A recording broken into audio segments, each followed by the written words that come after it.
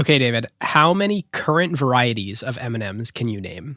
Oh, wow. Okay, well, plain peanut butter. Actually, plain is technically now called milk chocolate. Oh, interesting. There's dark, right? Yep, which I've got right here. They had mint for a while. Did they discontinue mint? Mint is a holiday-only theme.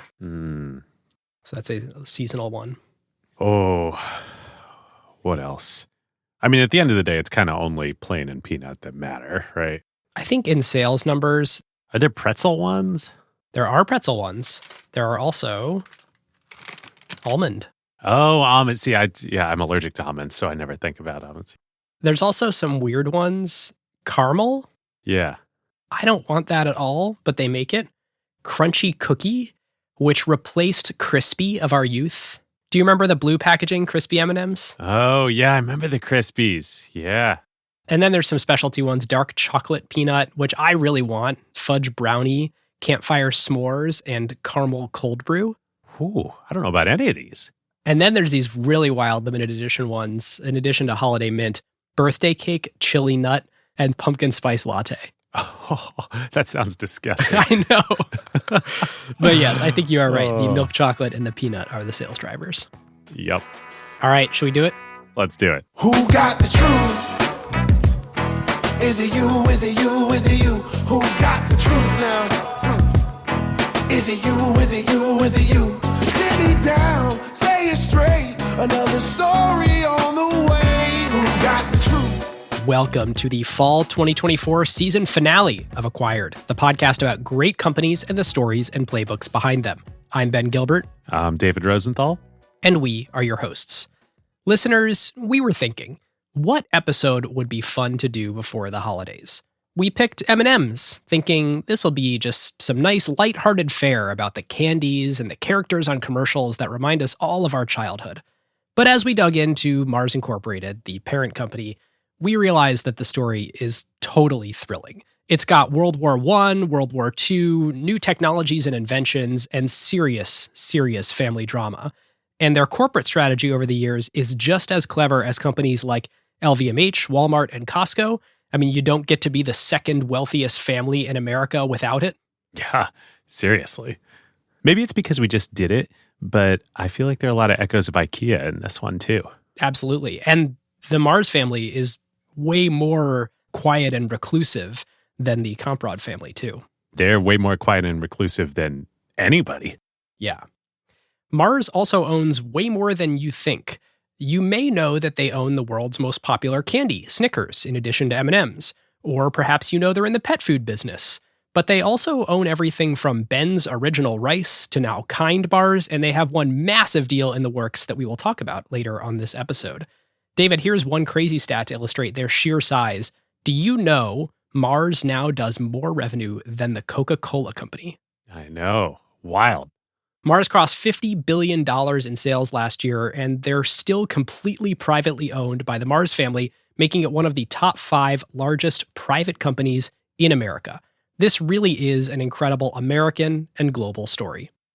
Well, listeners, after this episode, come listen to ACQ2. We just had one of my favorite conversations ever on the show, in part because I just love talking computer architecture, with Renee Haas, who is the CEO of ARM Holdings, the chip design company that makes the designs and the instruction set architecture of everything inside your smartphone, your car, your laptop, and now even massively in the data centers.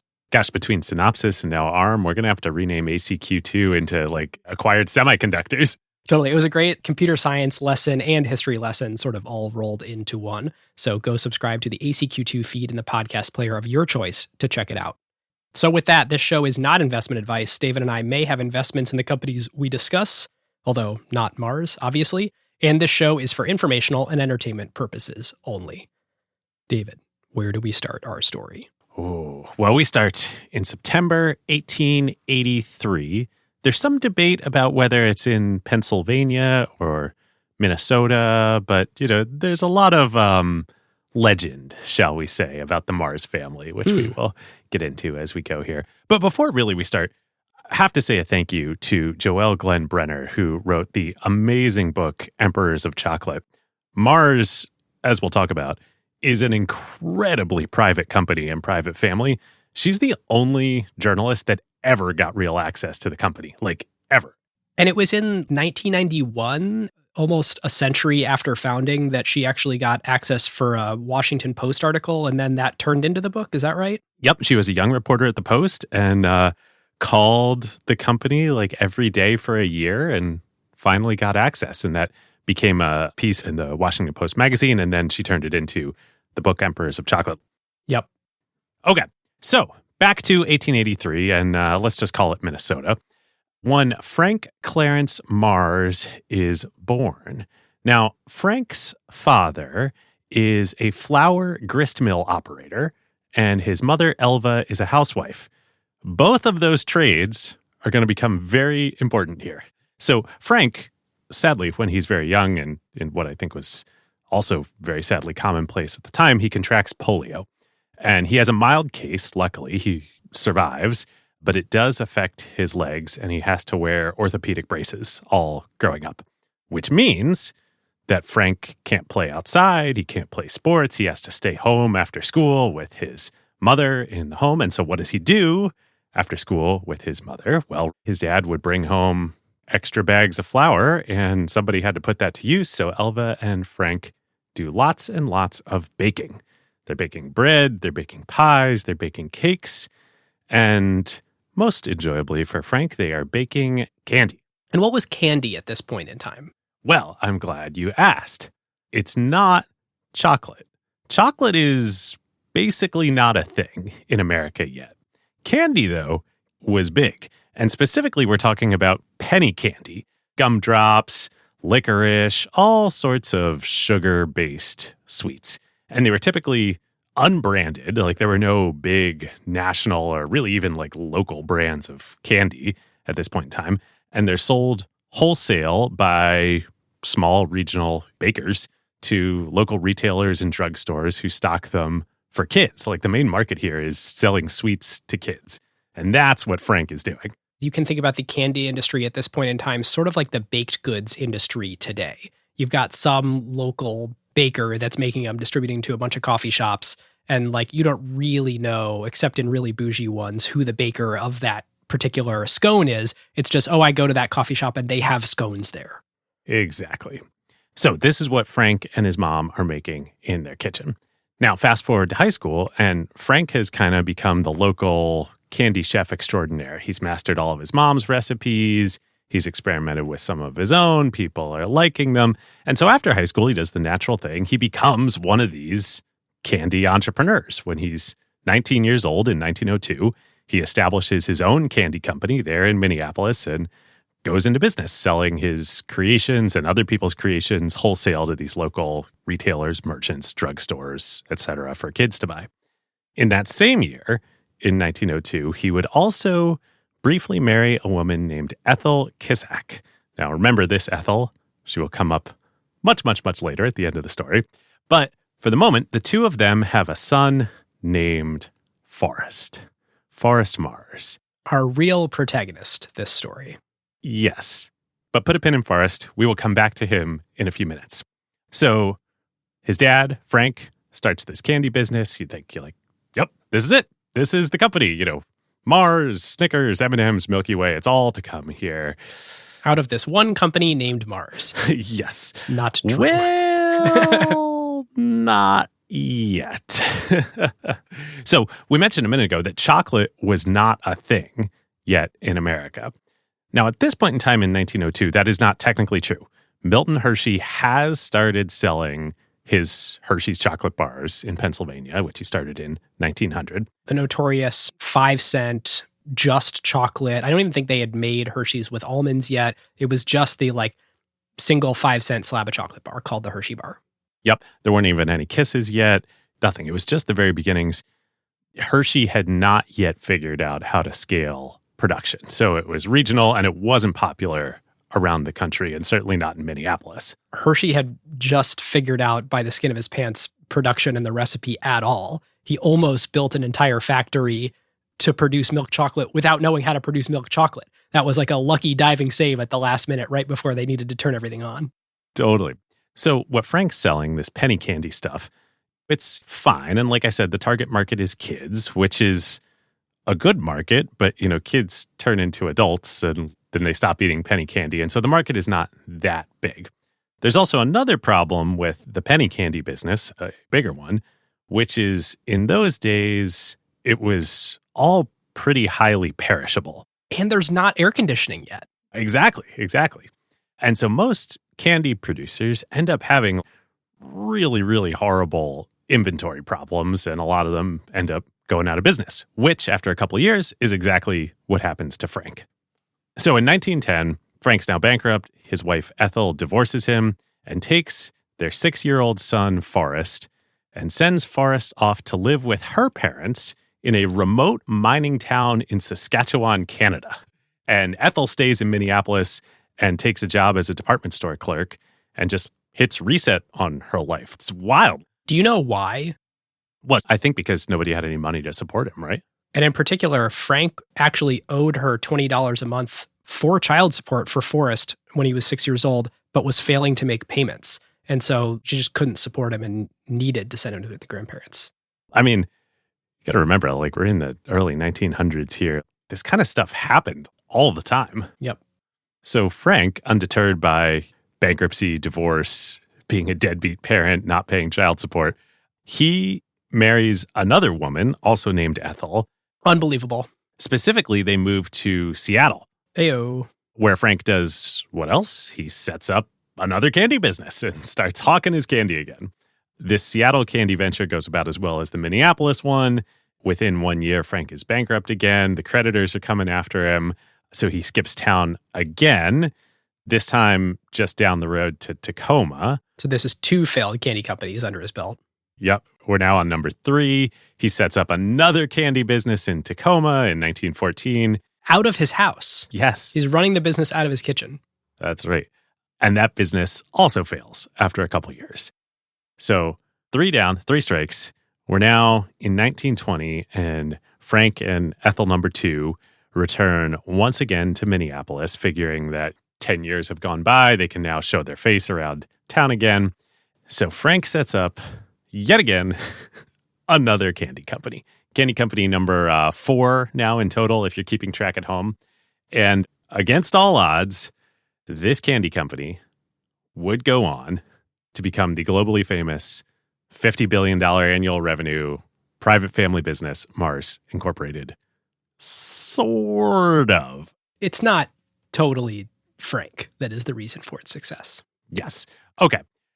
So what's different now about this 4th candy company that Frank starts? It's chocolate. And chocolate is a completely different universe than these penny candies, than caramels. The first thing you have to know is it uses cocoa. I mean, this is a very, at this point in history, scarce and not very common in America. Very few people are importing it from South America where it originated. It's a totally different and difficult thing to try and process. And at this point in history, only Europeans really are doing it, except for one American entrepreneur, Milton Hershey. Yeah. So we got to rewind a little bit and tell the Hershey story because A, it's also crazy, and B, it is deeply, deeply intertwined with the Mars story. So Milton Hershey had been also a actually successful candy entrepreneur. He had his own shares of failures, but he started eventually a caramel company that became quite big regionally in the Philadelphia area. Yep. He sold it for $1 million in 1900, which is 36, 37 million today with inflation. Yep. He is among the most successful of this kind of generation of pre-chocolate candy entrepreneurs. Before he sold the business, though, in 1893, Hershey traveled to Chicago, where at the Columbian Exposition, which I didn't know this was the precursor to the World's Fair, he tries chocolate for the first time, and he's smitten. In the German pavilion there, there's a German company that is displaying chocolate and chocolate-making equipment, and Hershey is so taken by the rich complexity, deliciousness of chocolate that he buys from this German company all of the equipment on display there, just on the spot. And says, I want this shipped back to my production facility in Lancaster, Pennsylvania, out in the Philadelphia countryside, and I am going to set up a chocolate making operation. Now, this is not milk chocolate. This is just plain chocolate.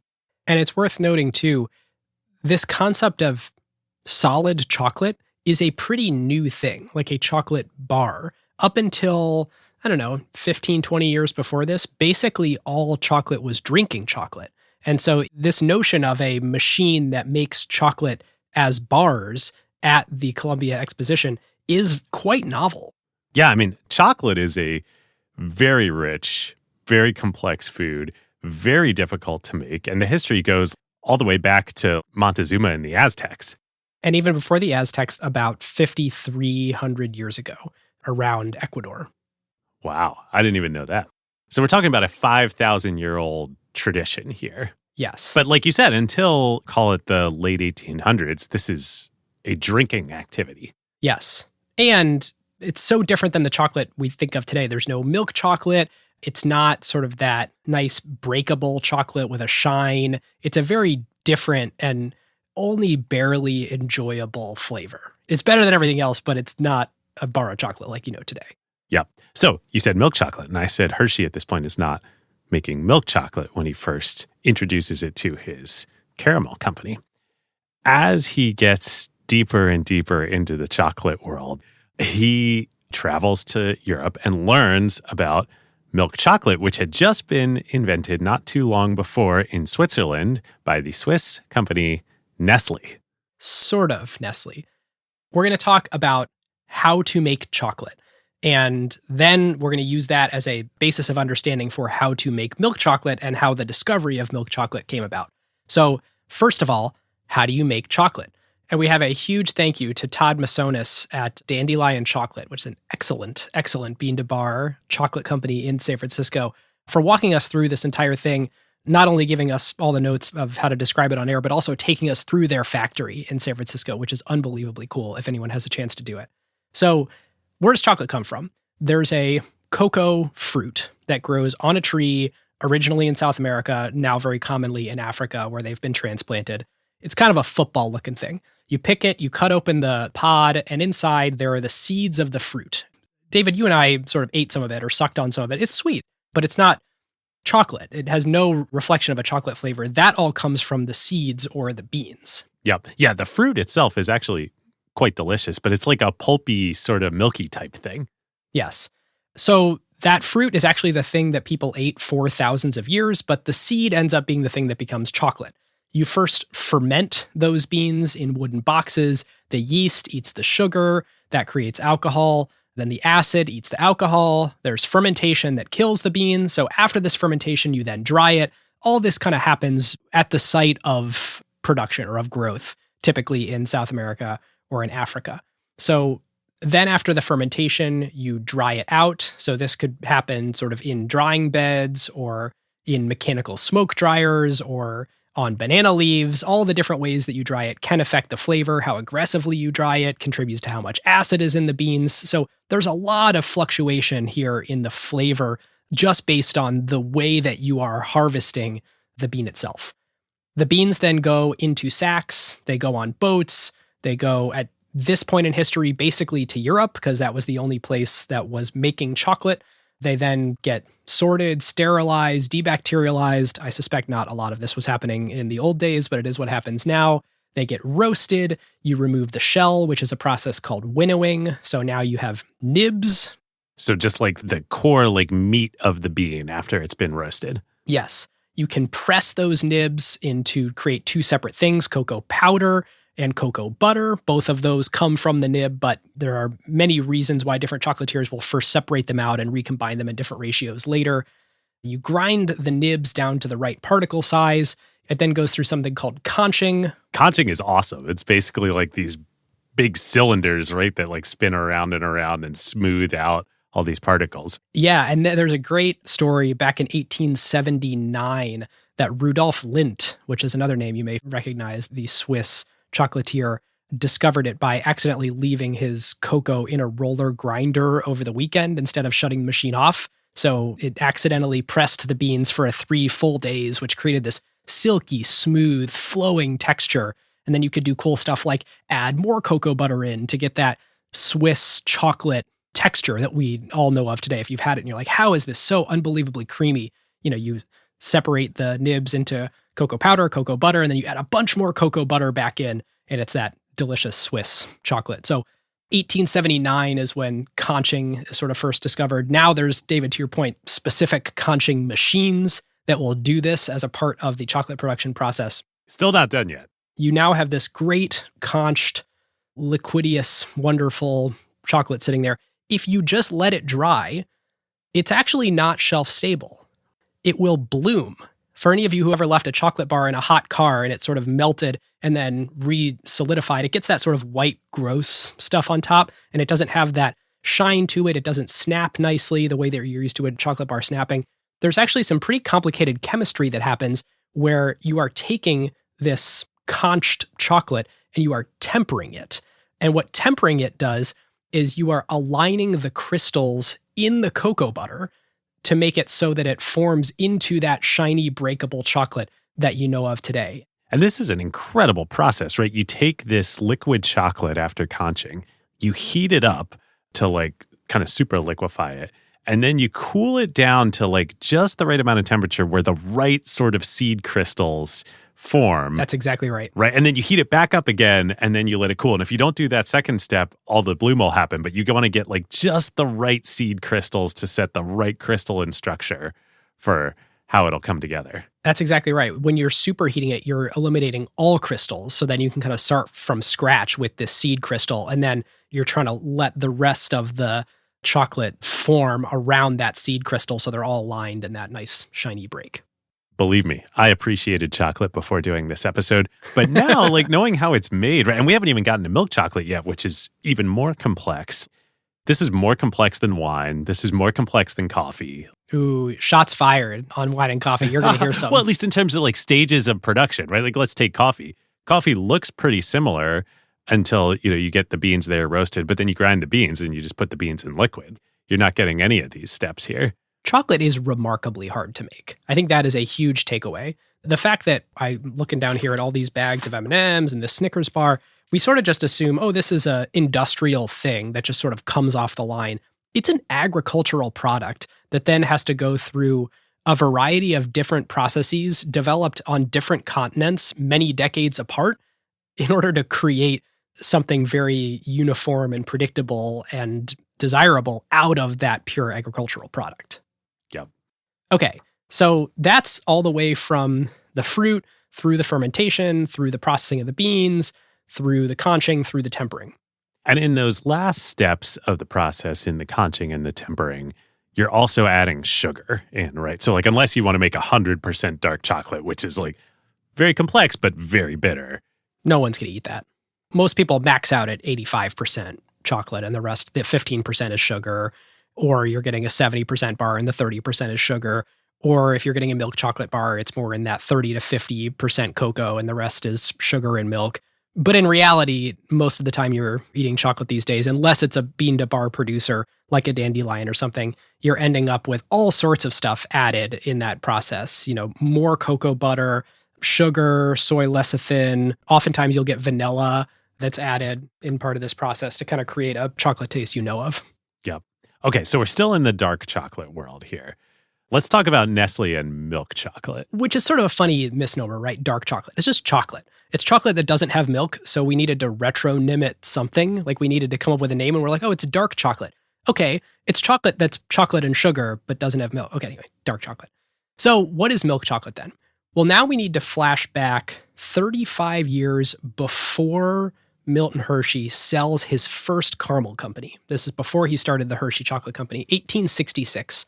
Henri Nestle, David, to give some credence to your comment, is researching infant feeding as a means to solve infant mortality. He invents a new type of food for babies who are unable to breastfeed there in Switzerland. And remember, at this point in time, something like 1 in 5 babies died before their first birthday. So infant mortality is a massive, massive global problem. Now, he's researching this alternative infant feeding methods. Milk would quickly turn rancid, so there was this question of how do you keep milk fresh? He eventually solved it. It is hard to condense milk without burning it, but he figured out this method of using an air pump at low temperatures to concentrate sort of a milk powder. And then he added a bunch of cereal, a proprietary cereal mix he created. And this is effectively the first baby formula.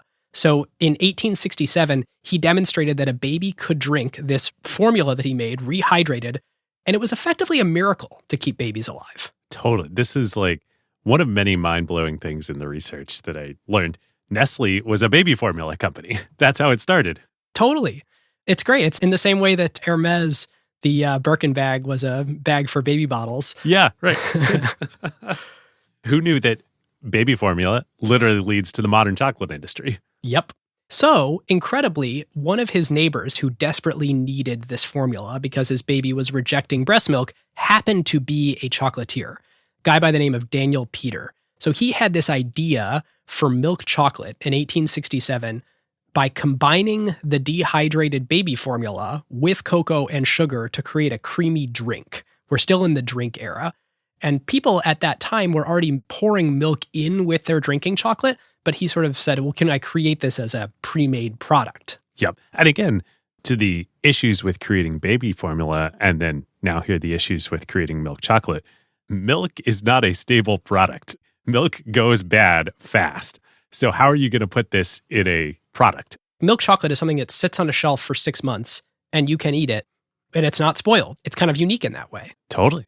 So the issue that he kept running into, this is Daniel Peter, was that the mixture was grainy. The water in the milk didn't blend well with the cocoa's bean oils. It was a mess. And when he tried to dry the milk on his own, it was really easy, David, to your point, that it was spoiling and the chocolate would sort of be rancid by the end when he finished it.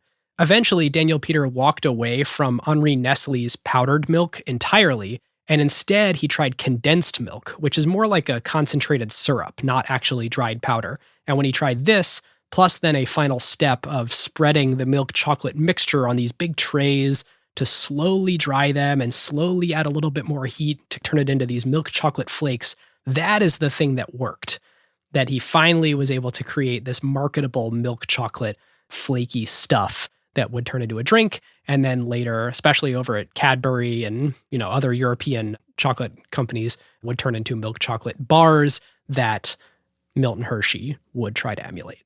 Ah, interesting. I didn't actually know that it was condensed milk, not the formula milk, that ended up working for Nestle. That's my understanding. I got this from, there's a descendant of the Cadbury family, Deborah Cadbury, who wrote this book called Chocolate Wars. And 2 chapters out of 20 or something are about Mars, but it was this great primer on the history of the chocolate industry to learn all this. Interesting. Yeah, so you're deeper on this part than me. So you might be asking yourself, why was everybody going through all this trouble to combine milk and chocolate? It's the perfect combination. Chocolate is so wonderful and complex and delicious on its own, but it's heavily bitter. And when you temper it, not tempering in the chocolate process, but sort of temper that flavor with the smoothness and the creaminess of milk, anybody who likes chocolate knows it's just absolutely delicious. Yeah, so by 1879, once you have milk chocolate in solid form and then you have conching, you now go from bars that are sort of really gritty and hard to bite to this kind of amazing mouthfeel that just massively increased the market. 10x, it's hard to get a number on it, but the market for what chocolate would be from 1879 onward is way bigger than before. Yep, totally. So, back to Hershey. He, of course, learns about all of this as he's building his new chocolate company there in Pennsylvania, and he decides that he's going to make milk chocolate too. Except he's not a chemist. He doesn't employ any chemists. He basically has no idea what he's doing. And for years, he just experiments via trial and error to try and find a way to produce milk chocolate. He builds a huge new factory in what would become Hershey, Pennsylvania, like the town of Hershey, Pennsylvania. He's basically betting it all of, I am going to figure this out and I am going to bring chocolate and milk chocolate to America at scale. Finally, after a couple of years, he does hit on a method that works for producing milk chocolate. However, it's not quite as scientific as what you were just describing, Ben. And in the process, effectively, the milk does spoil a little bit, which is why I'm sure all of our, European and other international non-American friends who are listening to us here and are saying, like, Hershey's, that is so disgusting. I have no idea how all you Americans eat Hershey's chocolate and why it tastes sour if you're not used to it. This is why. It is sour. Yeah, so there are two versions of the story, and we don't know which one is true. But either way, David, it leads to this thing that you're talking about, which is there's kind of a little bit of a funk or a little bit of a sourness in Hershey's chocolate. And that is just what Americans are used to. So to Americans, that's chocolate. Okay, account number one, and this is all in the Cadbury book that I just mentioned. After a series of laborious failures, Schmallenbach, who was a scientist working with Hershey, seized on the initiative and tried a slow evaporation of non-fat milk over low heat. He succeeded in reducing the water content of the milk and added the sugar to create a sweet, creamy concoction with no hint of a burned flavor. Better yet, they found that the mixture could be blended with the ingredients of the cocoa bean without spoiling to produce a smooth milk chocolate. Hershey was thrilled.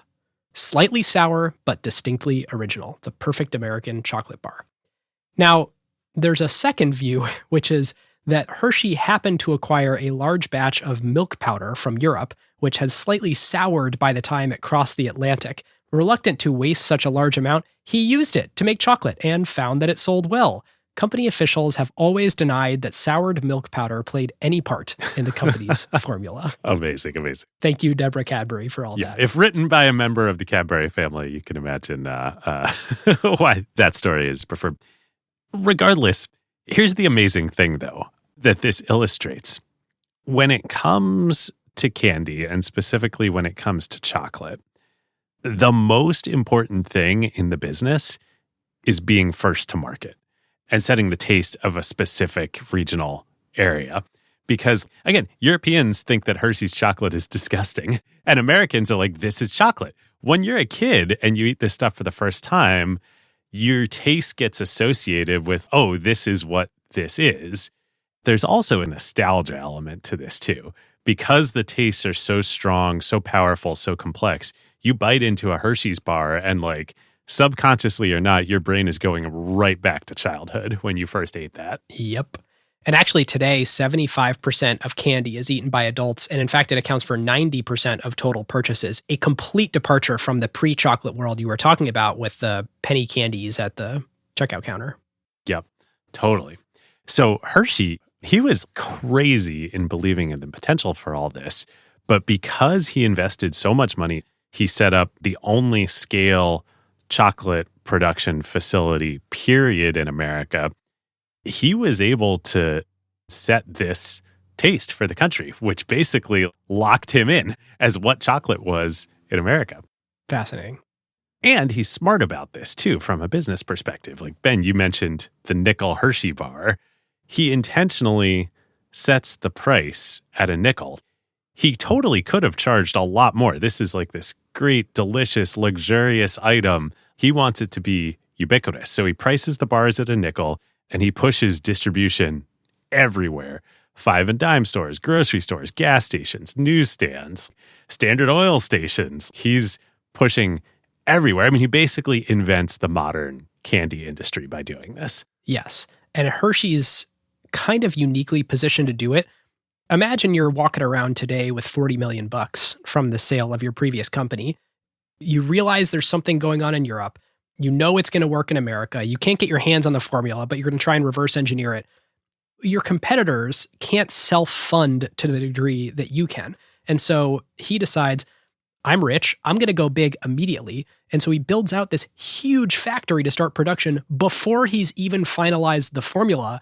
So it's really like a go big or go home strategy, where if it works, boom, mass production, mass distribution, I set the flavor profile in America, and I set the brand in America for chocolate.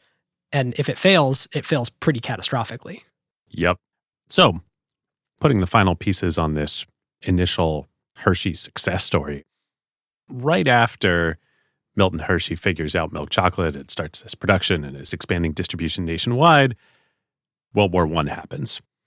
And the American military, as they have seen European armies do, they source chocolate as ration bars for the troops. and Hershey's is the big supplier. So millions and millions of American GIs now get introduced and hooked on the slightly sour Hershey's chocolate. And it's great. It's a super dense store of energy. It triggers an emotional response in the brain. I mean, everybody who eats sugar today knows that if you're eating sugar, it is triggering, I don't know if it's dopamine or serotonin, but there's definitely a stimulus of a happiness release, which if you're a soldier in World War I, you could use a little of that. Yeah, it's got caffeine. Totally. So these soldiers then come home, and right after the war is prohibition in America. So you can no longer buy alcohol, or at least legally buy alcohol. And all these adults are now like, you need some sort of social lubricant here. Well, what's the natural alternative? It's chocolate, which brings us to the candy bar. So all of these former penny candy entrepreneurs all around the country, they're like, wow, chocolate is amazing. We can market to adults, etc. It's expensive. Hershey's selling their own bars. What if I take just some chocolate and some other stuff and also make a bar? Well, that I could make a lot cheaper because the other ingredients, whether it's nuts or nougat or sugar or whatever, are cheaper. And I can develop my own unique taste that people in my region might find appealing. So by the end of the 1920s, there are more than 40,000 different candy bars being made in America. Oh my God. Almost all of which are these regional entrepreneurial operations. The most infamous of these is, Ben, do you know the story of the Baby Ruth candy bar? No. So it's still available today, the Baby Ruth candy bar, named, I think, for President Grover Cleveland, I think's daughter, Ruth, baby daughter Ruth. To introduce the bar, the Curtis Candy Company, which made it, chartered an airplane to fly over the city of Pittsburgh and drop bars down with little paper parachutes over the city. It is like a literal drop. It puts the Visa drop to shame. Wow. Amazing. We're going to have to do that for an acquired marketing stunt at some point. I know. Charter an airplane and just drop. I think we would get in Little a parachutes. lot of trouble if we did that these days. I think so too. Oh, man. So, okay, you might be scratching your head a little bit and being like, wait a minute, you just told me about how like Hershey controls the means of production for chocolate and nobody in America can make chocolate except Hershey. Well, that's right. And Hershey is freaking loving all of this because they are supplying the chocolate to all of these entrepreneurs. They're like the AWS of the chocolate business. They've become the blue jeans and pickaxes company in this gold rush. Yes. So like if you've ever wondered, how the heck did Milton Hershey build a town and how did he become like Rockefellers or Carnegies or Vanderbilts? Like this is how. This is when you start to see this separation of the different players in the value chain of chocolate.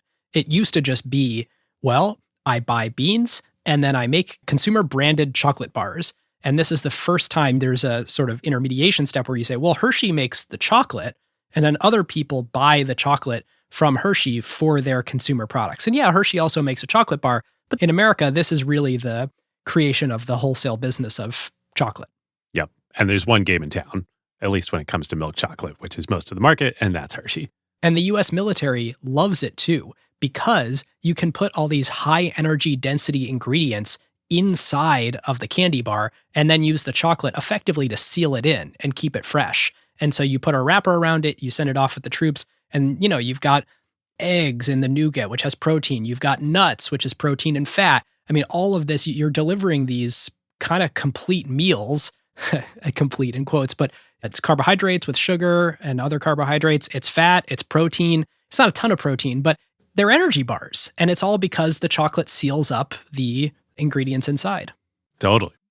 So this now brings us back to Frank Mars in Minneapolis and the fourth candy company and what is different this time, which is chocolates. So when Frank first gets back to Minneapolis and starts up the fourth company, he had seen out in Seattle and Tacoma that buttercream truffles were like really, really popular. So he brings the buttercream truffles, he steals from the companies out there, brings the concept back to Minneapolis. That's quite successful. He calls them Victorian buttercreams, and I believe started coating them in chocolate using Hershey's chocolate.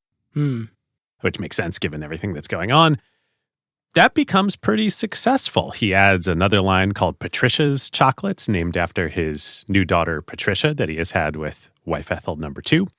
And after a couple of years, the business is doing like, call it $100,000-ish in revenue. So like really, really well. We're not talking Hershey levels of entrepreneurial ambition here, but that's not the ambition that Frank has. And then in 1922, he decides that he's going to get in on this candy bar craze that is sweeping the nation. And he introduces his first combination bar or candy bar called the Marrow Bar.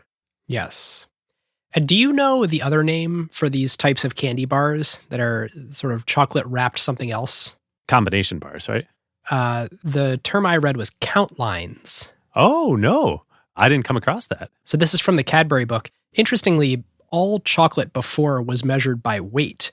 And once somebody kind of rolls their first candy bar off the line, you know, what we now know today, the Snickers bar, the Milky Way, all these things, you couldn't really just measure it by weight because it's got a bunch of much cheaper ingredients inside. Treating chocolate as one substance that has weight no longer maps to the consumer product. And so these lines where you'd manufacture these candy bars were measured by count of bars. So they're called count lines. So these manufacturers are spinning up count lines instead of, I don't know, weight lines or whatever they were before. Amazing. It's like the KD furniture from the IKEA episode.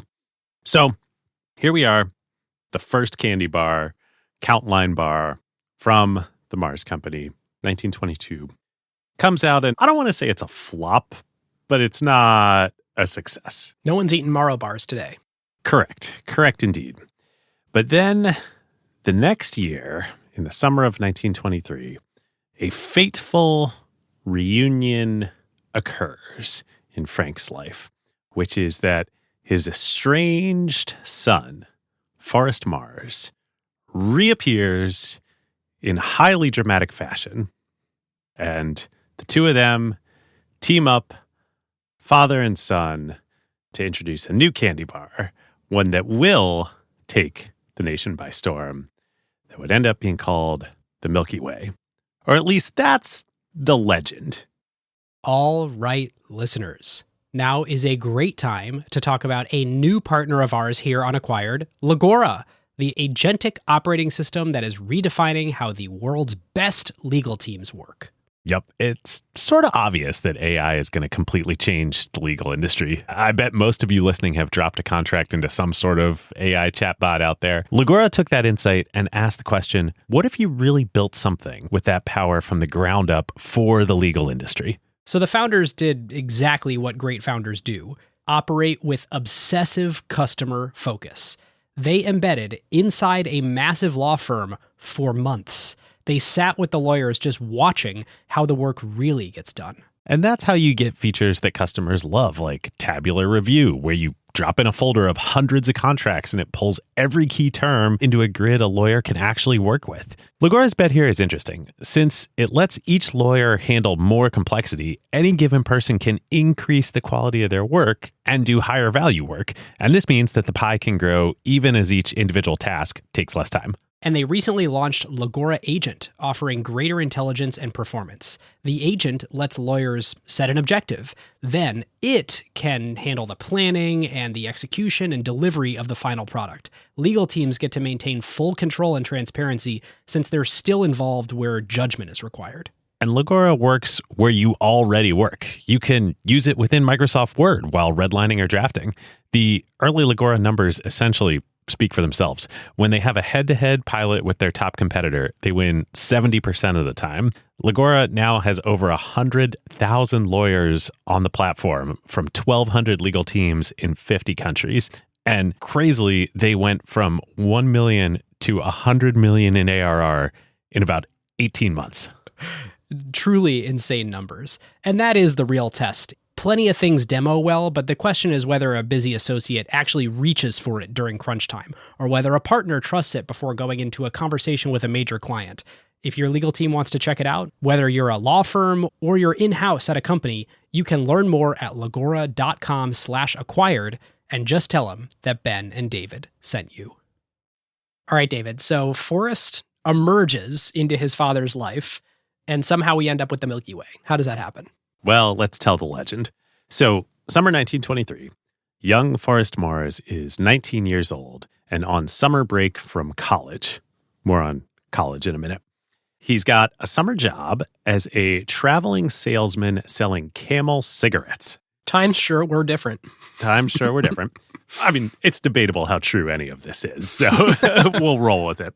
One night, he's in Chicago in late summer, and he gets instructions from his boss that they really got to blow it out. They need to hit big-time sales numbers here in Chicago. Forrest, you got to go blitz the whole city with posters marketing Camel cigarettes. So Forrest goes around, and he puts billboards up all over downtown Chicago. Supposedly, like every storefront window on State Street, he's plastering with Camel cigarette posters, which certainly gets attention. It actually makes the Chicago Tribune the next morning that this happened. But also, much like if we were to do an acquired marketing stunt like Baby Ruth and drop stuff from an airplane these days, we might go to jail. It's also illegal, yes. And it lands young Forrest in jail. So, from his Chicago prison cell, Forrest makes his one phone call to the only soul that he knows in the area who could possibly bail him out, his estranged father, Frank Mars. Which this whole thing, I mean, this is the legend, and this is the Mars Company's version of the story. This is the journalist's version of the story. This has been in other books. But like, the guy hasn't seen his father since he was 6 years old, and he somehow knows his phone number to call him from jail. By the way, his dad lives in Minnesota. There's the whole state of Wisconsin between Minneapolis and Chicago. But we're giving you a flavor of who Forrest is here. If Forrest was in charge of coming up with the story of how this all went, this is the story he would have come up with. So, yes, exactly. And as we'll see, Forrest is in charge of everything. So Frank shows up at the jail. Father and son are reunited after 13 years. During which, yeah, Ben, like you said, they've had no contact with each other, but Forrest has his phone number to call him. Frank bails out Forrest. By now, it's early afternoon of the next day, and he says, all right, son, let's go out for lunch. And they go to a luncheonette to share a meal, at which young Forrest, who is selling cigarettes, orders a wholesome malted milkshake over this lunch reunion with his father. They get to talking, they're getting reacquainted. And Forrest learns that his dad is now this middlingly successful candy entrepreneur. And his dad's telling him about this Morrow bar that he's introduced. And Forrest says, well, hey, I got an idea for you. What if you take this malted milkshake here? Everybody loves a malted milkshake. What if you take that and put that into a candy bar? And, like I'm obviously pretty good at, street marketing here. I bet I can go sell that all around the country. So they get to talking, jamming, father and son. And with that, the Milky Way bar was born with the marketing of a malted milkshake in a candy bar. And this is the story. There's so much in between. I have an idea that you should put a malted milkshake in a bar and actually what a Milky Way is. It's nougat and caramel inside of chocolate. It's a pretty different ingredient set than a malted milkshake. There had to be quite a bit of R&D, experimentation, flavor development to figure out how to make the inside of your candy bar taste like said malted milkshake. But here is the exact quote from Forrest as recorded in the family archives that Joelle got access to as part of her access to the company. He says, quote, I'll be damned if a short time after our lunch, the old man has a candy bar and it's a chocolate malted drink. He put some caramel on top of it and some chocolate around it. Not very good chocolate. He was buying cheap chocolate back then, but that damn thing sold. No advertising. Oh, Forrest. Regardless of how all this happens, Frank Mars does release in 1924 the Milky Way bar, and it does become a big hit. That year alone, the first year that it comes out, it does $800,000 in sales. Yes. The Morrow Bar Company went from $73,000 to $793,000 in 1 year. And that is all the Milky Way, like undeniably huge success. And effectively what they were doing was they were the first ones who said, wait a minute, if we're going to make a count line, we should do it in a mechanical way. And so even though all these other people are selling these one-offs locally to different stores and hand making them, they were doing it in factory quantities, all under the same production process and brand. Yep. Now, it was early industrialization, but it was still much more industrial than the rest of the manufacturers at this point. Totally.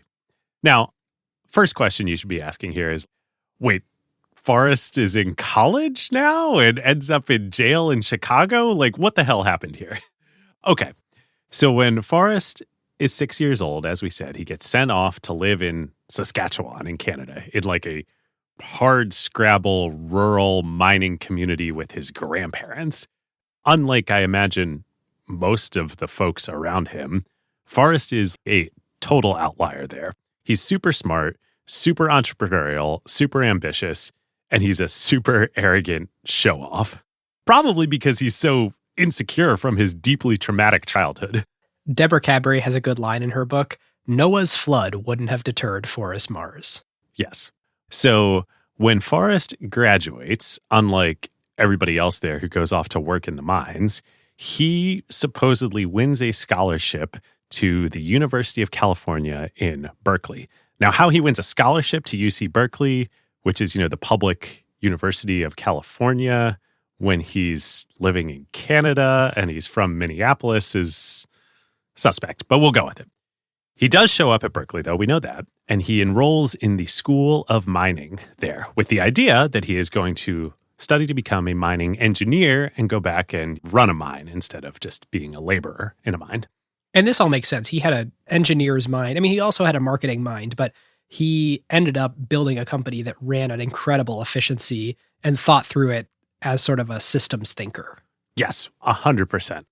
So while he's at Berkeley in his first year there, to make money and support himself, he takes a job in the cafeteria. And supposedly he finagles a deal with the head cook that if Forrest can go source meat and other ingredients for the meals cheaper than budget from local wholesalers, that he and the chef would split the savings and just pocket the difference. And of course, you might get a sense that Forrest is a good negotiator here. This works like a charm. And supposedly, he's soon taking home like $100 a week, which if you annualize that to, $5,200 a year, that's about double what the average American was earning at that point in time. So he's making bank. Which, by the way, is a trend among all these entrepreneurs that we study. You look at Ingvar, you look at Sam Walton, you look at Buffett. I mean, all these guys, it feels like it's a part of their childhood story that as a teenager or college student or something, they were out earning the average head of household. Totally. And you know what? It is still true these days. Remember the Zuckerberg story of he and Adam D'Angelo are coding up Synapse and people want to buy it for $1 million? Yep. Just turns to software instead of candy bars. Yeah. Anyway, this is all during Forrest's freshman year at Berkeley. And then the summer comes, and of course, the cafeteria closes down. So he needs to get a job for the summer. That's when he joins the traveling Camel cigarette sales team. And that probably is when somewhere or another, maybe it was in Chicago, maybe it was in Minneapolis, he reconnects with his dad, Frank, and discovers that Frank had become a wealthy man. And I think regardless of whether Forrest had anything to do with the Milky Way idea or launch or anything like that, meeting his dad, seeing that there is a business in the family, starts recalibrating Forrest's ambitions even higher than just being an engineer who can now go run a mine. He's like, oh, I should run a business. I should run my family's business. I should run my dad's business. And I imagine seeing one of his dad's businesses be successful is sort of a different type of data point for him. He always knew my dad starts a company and it fails. And just seeing an existence proof of a successful business has got to be a reorientation for him. Yeah. Even when the candy company before Milky Way was just making $100,000 a year. I mean, $100,000 a year, I don't know, who knows what the margins are on that, but even if they're 10%, he's making 4x, 5x what the average American is. This is good point. Eye-opening to Forrest. So his literal words about this when he gets back to Berkeley are, the hell with running some mines in the backwoods. I'm so glad you have these Forrest quotes. Oh my God, they're so good. Like supposedly in the Mars family archives, there's a video of Forrest, Forrest chatting with one of his longtime lieutenants from the company after he retired, but before he died. And it's like in the family archives, and Joel got access to go watch the video, which is where all these quotes are from. It's amazing. So he does his sophomore year at Berkeley, but he's got his sights set higher now. He, with his father's help and presumably money, for Forrest's junior year, he transfers to Yale. And he's going to Yale with the goal of, I want to learn about business. He's like focused. It's like the Zuckerberg story of going to Harvard. Yeah, Forrest wanted to go to Yale because it was Yale, but really he wanted to go to Yale to meet all the other people. Yep. So it just so happens that his roommate, his first year when he shows up at Yale, is the nephew of Pierre S. DuPont. Wait, really? Yes, really. No way. Pierre S. DuPont, his nephew, is Forrest's roommate at Yale. Whoa. And Pierre S. DuPont, at this point in time, is not only running DuPont, which is in and of itself one of the most important and biggest companies in America. Pierre is also running General Motors at this point in time because DuPont is the largest shareholder in GM. And that is a crazy story that we will save for a future episode of Acquired on how that came to be. Oh, we got to do DuPont. It's an incredible, incredible story. But back to Mars, Forrest worms his way through his roommate into getting to know Pierre and starts just pumping Pierre for lessons on how he runs his businesses. Like, how does he run DuPont? What is this DuPont planning system that you have? How do you run a chemical industrial manufacturing process? Exactly. How do you do accounting? How do you do planning? Like, I want to know everything about this business. It's freaking unbelievable that here's this kid from the mines in Canada who, in a few short years in the 1920s, has worked his way up through hook and crook, that he's rubbing shoulders with one of the greatest businessmen of that era, right up there with Rockefeller and Carnegie. Yep. Amazing. So, after a couple of years, when Forrest graduates from Yale, he's ready to go put all this knowledge to work in his dad's candy business. So the first thing he suggests to his dad, Frank, is that, hey, we got to get out of Minneapolis. We got to move to Chicago.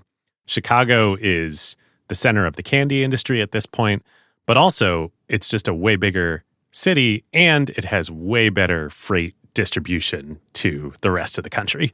Yep. If you want to go national, Chicago is a great place to do it. Yep. And why else, David? You said it's the center of the candy industry. Why else is that true? Oh, well, I think, yeah, definitely at this point already, the Wrigley Company is there. Yep. You bet. Yeah, if you want to know how good a business gum is, you should just ask yourself, why did the Cubs play in a building called Wrigley Field? And why is there an entire neighborhood called Wrigleyville? Yes, exactly. It's kind of like Hershey and the chocolate business. Anyway, we will get to that much later in the episode. Spoiler alert, Mars now owns Wrigley. Okay, so Frank goes along with this idea that they're going to move to Chicago. But in his heart of hearts, he's not the same man that Forrest is. Like, he doesn't have anywhere near the same level of ambition. He likes being wealthy now. He likes being comfortable. He's like, I'll go along with you to Chicago, but really I want to focus on enjoying the fruits of our labor here. So the factory that he builds in Chicago, on the inside, is really state-of-the-art per Forrest's designs. On the outside, he spends $500,000 in, whatever this is, 1928, 29, buying a tract of land next to a golf course to put a factory in. The outside of the factory is like this beautiful Spanish-style building with stucco and cupolas and like wrought iron ornamentation. It looks like a Hollywood studio building. Dude, you're building a factory. Yeah. Must have been great margins on those Milky Ways. Yeah, exactly. Shows you the difference of where Frank's head is at and where Forrest's head is at. And probably its differences over this factory, I would assume. Start to chafe the relationship here a little bit. Chafe the relationship, yeah. He contracts the Austin Company, which had built and designed all the Ford automobile plants and assembly lines, to build the lines in the Mars factory. So Forrest is pushing the workforce super hard. He's like, we have this factory, we have these state-of-the-art lines. we need to run these lines 24/7 with multiple shifts. Like everybody else is just, oh, we run our lines during the day. Like, hell no. We spend all this money investing in this factory. We need to crank out as many Milky Ways as possible. Scale economies, baby. Totally. So by 1929, which I think is the first year that the factory is up and running, they're producing 20 million Milky Way bars annually. And Forrest is just like, go, go, go, go, go. 20 million of anything at this point in history is massive. Yes. Now, one thing that they are not making in the factory, of course, is chocolate. They're buying all the chocolate wholesale from Hershey, which probably is another reason for the move to Chicago of like, hey, we need to be on a main train line, not only to get the product out, we need to be there to get the ingredients, including chocolate, in. Yep. So very quickly, Mars becomes Hershey's biggest customer. They are buying millions of dollars of chocolate every year from Hershey. Which my understanding at this point in history is still that Hershey's like, great, we love being a industrial wholesaler supplier to other candy companies. This is only good for us. Yes. I mean, I think the right way to think about Hershey at this point in time is like Amazon. They are both Amazon.com and they are AWS. Yeah. They're very happy either way. As long as chocolate is being sold in America, they're taking their tax. Yep. So once this gets going and money really starts flowing into the company, Frank wants to spend it. So he builds a 20,000 square foot vacation home on a lake in Wisconsin. He buys a $2 million horse ranch in Tennessee that he names the Milky Way Ranch. He buys his own airplane so that he can be flown around to all of these places. Forrest hates all of this. He's trying to reinvest as much into the business as possible. Exactly. He wants to be DuPont. He doesn't care about a horse ranch or airplanes. But even he, I think, probably would have to admit that he's thankful that Frank does these things. Because in 1930, the next year, Frank creates a new chocolate bar that he wants to introduce to the market, and he decides that he wants to name it after his favorite beloved horse at his Tennessee ranch. Ben, you are opening it right now. It's the most popular chocolate bar in America and I think in the world. Yep. Yes. The Snickers bar, named after the horse in Tennessee. Thank God they bought the horse ranch. I've been waiting for you to get to this part because I'm just trying to be satisfied, I just needed to grab a Snickers. Amazing. It really is so good. It's so good. I massively prefer the bean to bar style chocolate, the dandelion. I like dark chocolate more than milk chocolate. I might not even be able to finish a whole Snickers bar just because it's so sugary. But oh my God, is that first bite good. I mean, we're talking about two totally different products here of like high-end chocolate versus mass market chocolate. But no, like Snickers are so good. I feel like I go play in the NFL after a bite of this.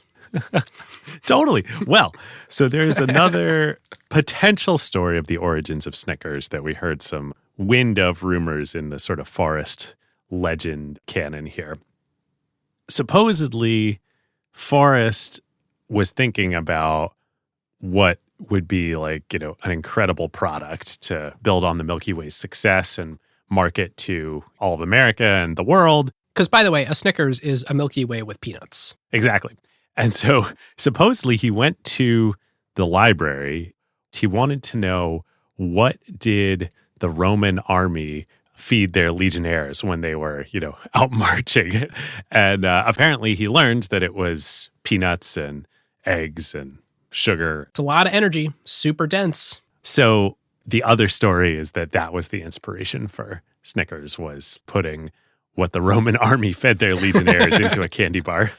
In practice, it's actually a great energy bar. I was being tongue-in-cheek about the NFL because they're a partner of the NFL today, but there's a whole industry around Cliff bars and things like that being marketed as energy bars and Snickers being marketed as candy. But really, what's the difference? Snickers launches in 1930. In 1932, they add Three Musketeers to the lineup. Now, Three Musketeers originally was something very different. Yes.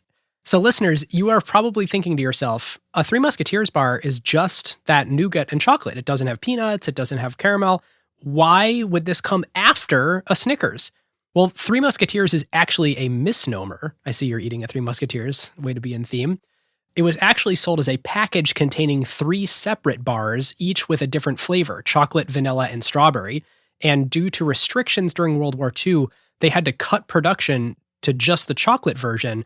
I think part of it was also a spike in strawberry prices. And so they just did away with the vanilla. And so now it's just called Three Musketeers, even though it's only the chocolate variant. One Musketeer doesn't have the same ring to it. No, it doesn't. So if you're paying attention here and thinking, you're like, wait a minute.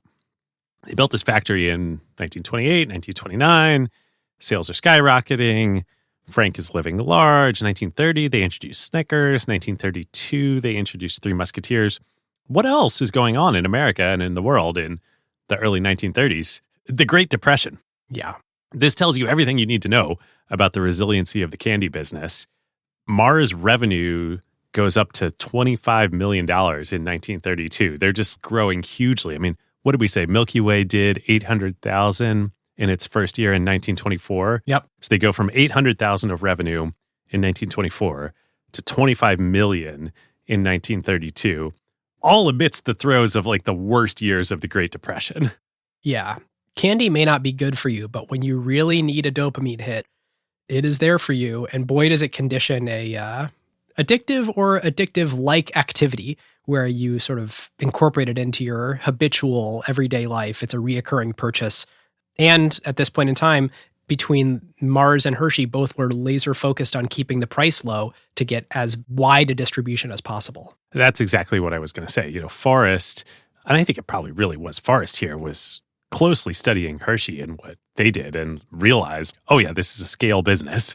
If we get to scale, we can make profits while pricing our bars such that they are still accessible, even for Americans that have lost their jobs and are in the middle of the Great Depression. And by the way, they want a sweet treat more than ever because their lives are depressing. Brilliant. Yep, absolutely. The other interesting thing is nowadays you've got all these variations of candy. I mean, M&M's peanut, M&M's almond, dark M&M's. The Milky Way, the Three Musketeers, and the Snickers are all just adding one ingredient to the same thing. Yes. But they're not labeling them that way. They're building entirely different brands and franchises around each of these three products. I think that's fascinating. They really didn't get into this whole variation thing until way later in their life. That was not the standard practice then. This is a different product. It needs a different name and a whole different personality. Yep. And actually, you know, I think to be fair to Frank, I think that is really like Frank's influence on the business and company there. Forrest, as great as he was at so many things, he was never a product innovator in the way that Frank was. Makes sense. As evidenced by the fact that, you know, here we are today eating the most popular candies in the world that Mars makes, and it's still Snickers, Milky Way, Three Musketeers, M&M's, which we will get into. That was Forrest's big contribution. Yep. So, Depression. Sales are going great. Here we are, 1932, the worst years of the Depression, and Forrest totally recognizes all this, like, we need to invest, pedal to the metal. We are going to use everything happening here to blow away our competition. We're going to go compete with Hershey. We're going to become huge. Frank, though, has no interest. According to Forrest, quote, "My father says we're making enough money. We have an airplane. We've got the fishing place. We've got horses. Why do we need any more?" And Forrest's reply to that is, quote, "I want to conquer the whole goddamn world." So he issues his dad an ultimatum. Look, obviously, you want to just go enjoy life. Let me run things. Give me 1/3 of the stock of the business. You keep 2/3, and you relax, and I will make you even richer. Frank turns him down. And I think he turns him down in kind of insulted. Like, I built this business, and you came in recently, and you're just randomly asking me to give you 1/3 of it? Go to hell. Yeah, and, you know, of course, there's more behind this. Forrest was not liked within the company. He's driving everybody hard. Frank is this kind of a distracted leader. You can imagine, you know, if you're a line worker or even if you're a manager within the company. That's great. Which boss do you prefer? Right. Yeah. So the company certainly sided with Frank here. There's also the family element, too. Frank's got a new family now.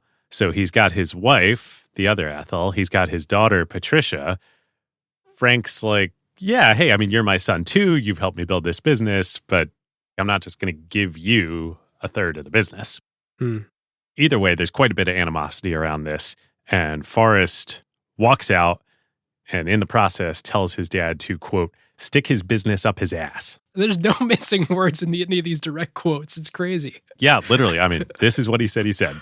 So Forrest leaves town, not just Chicago, but leaves America entirely, goes off to a new continent to build his own business, his own way, leave Mars Incorporated totally behind him, leave him in the dust. Almost. He takes with him a right. Yes. He has the right to what, David? He takes actually two things with him that his dad sort of gives him as he's heading out the door. One, $50,000. And two, the foreign rights to the Milky Way recipe. Yes. But I don't think the Milky Way name. No, not the Milky Way name, just the recipe. You can't market this as Milky Way, but you can sell this recipe internationally. Yep. So Forrest takes these two sort of parting gifts, tells his dad that he'll never hear from him again, leaves America entirely. And super sadly, Frank doesn't ever hear from him again. Yeah, this is the last time that Frank and Forrest would ever speak. Yeah. The next year, when Frank is just 50 years old, he collapses in the Chicago factory and dies of kidney failure. And Forrest doesn't come back for the funeral. Yeah. Yep, that was it. Now, granted, in the 30s, much harder to come back from Europe on short notice, but still. Yep.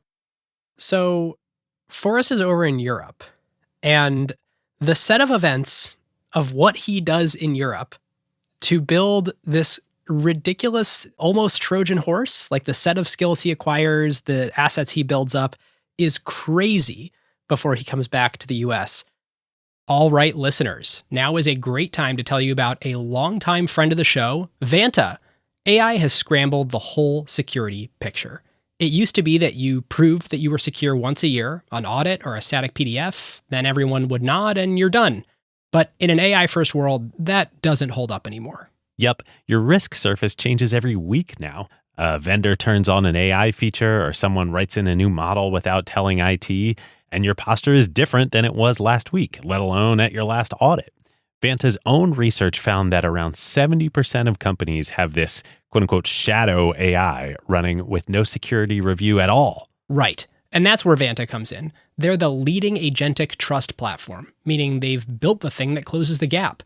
And the way that they close that gap is Vanta Agent. Think of it as a GRC engineer, that's governance, risk, and compliance, except that it's software and it doesn't sleep. It finds the issues, drafts the fixes, and cuts the time that you'd spend on vendor assessments in half. In half!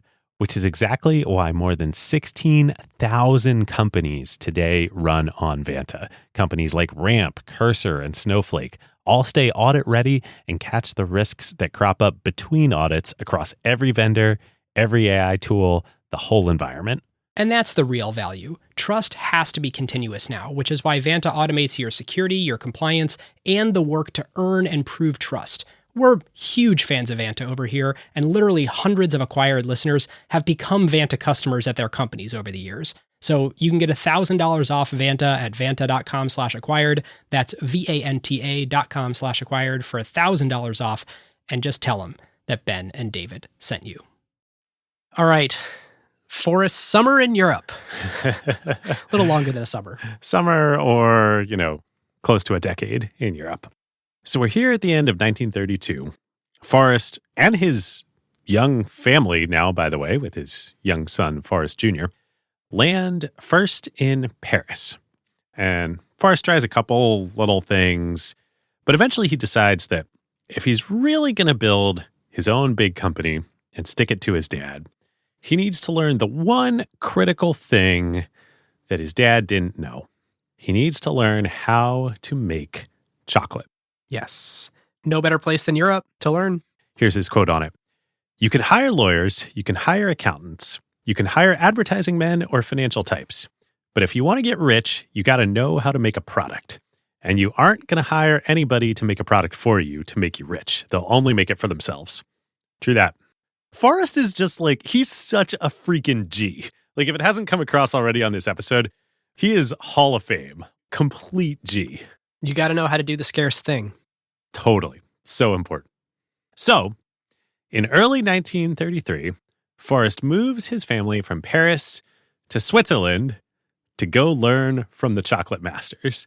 And Forrest goes to work first at Jean Tobler, making Toblerone, and then at the original itself, Nestle. In the factories without disclosing to anyone who he is.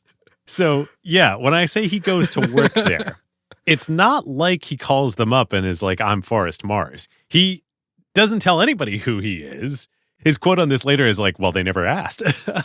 And he doesn't go get management roles. He goes and gets jobs on the line as a factory worker, learning directly how these machines work, how these chemical processes work, how to make chocolate.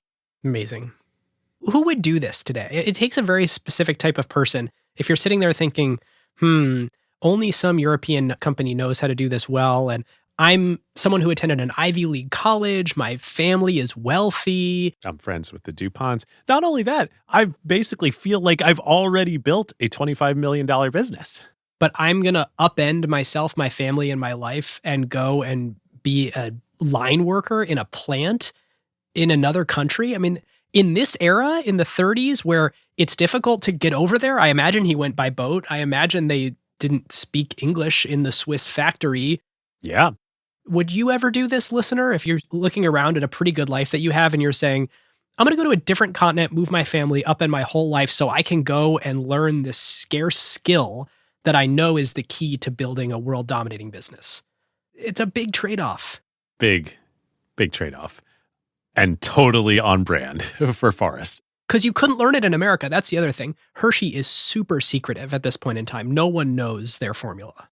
Well, I think not only is Hershey super secretive, the sense I get, at least from Emperors of Chocolate, is they knew how to productionize their recipe, but they didn't actually know the science of how it worked. They kind of got there through trial and error. Huh. The sense I got is that the European chocolate manufacturers, and probably Nestle in particular, they really knew what they were doing. And Hershey, sort of in an industrial sense, knew what they were doing, but nobody there really knew the science behind it. And in fact, there's a story about how the first plant that Hershey expands to, their second plant outside of Hershey, Pennsylvania, they can't get it to work. They can't get the chocolate to taste the same. Because they don't exactly know how they get that specific sour note in the taste. That's so interesting. But anyway, back to Forrest. So for most of the year of 1933, they're just in Switzerland and he's working on the factory lines, learning how to make chocolate. And then toward the end of the year, when he feels like he's learned everything he needs to know, he moves the family to England, where he uses the $50,000 to open up a small factory in Slough, England, which is a small industrial town about 20 miles west of London. It's right near where Heathrow Airport is today. And he installs the family in a one-room apartment above the factory, and they start making a version of the Milky Way adapted to British tastes. Which basically means more sugar, right? Yep. More sugar and less malt. Malt is not as big in British tastes. So he has the recipe to the Milky Way that he's adapted now for British tastes, but he doesn't have the naming rights, and so he names it the Mars Bar. And this, of course, goes on to become the most popular candy bar in the UK, I think still to this day. The funny thing is, the lineage of this weird family split and this, you have the rights to the recipe, but not the marketing, is the way that the world works today, even though they are, spoiler alert, one company now. If you get a Milky Way in the US and you go and you get a Mars bar in the UK, they're a little different, the way you just described, but those are effectively the same products. They never unified the brand.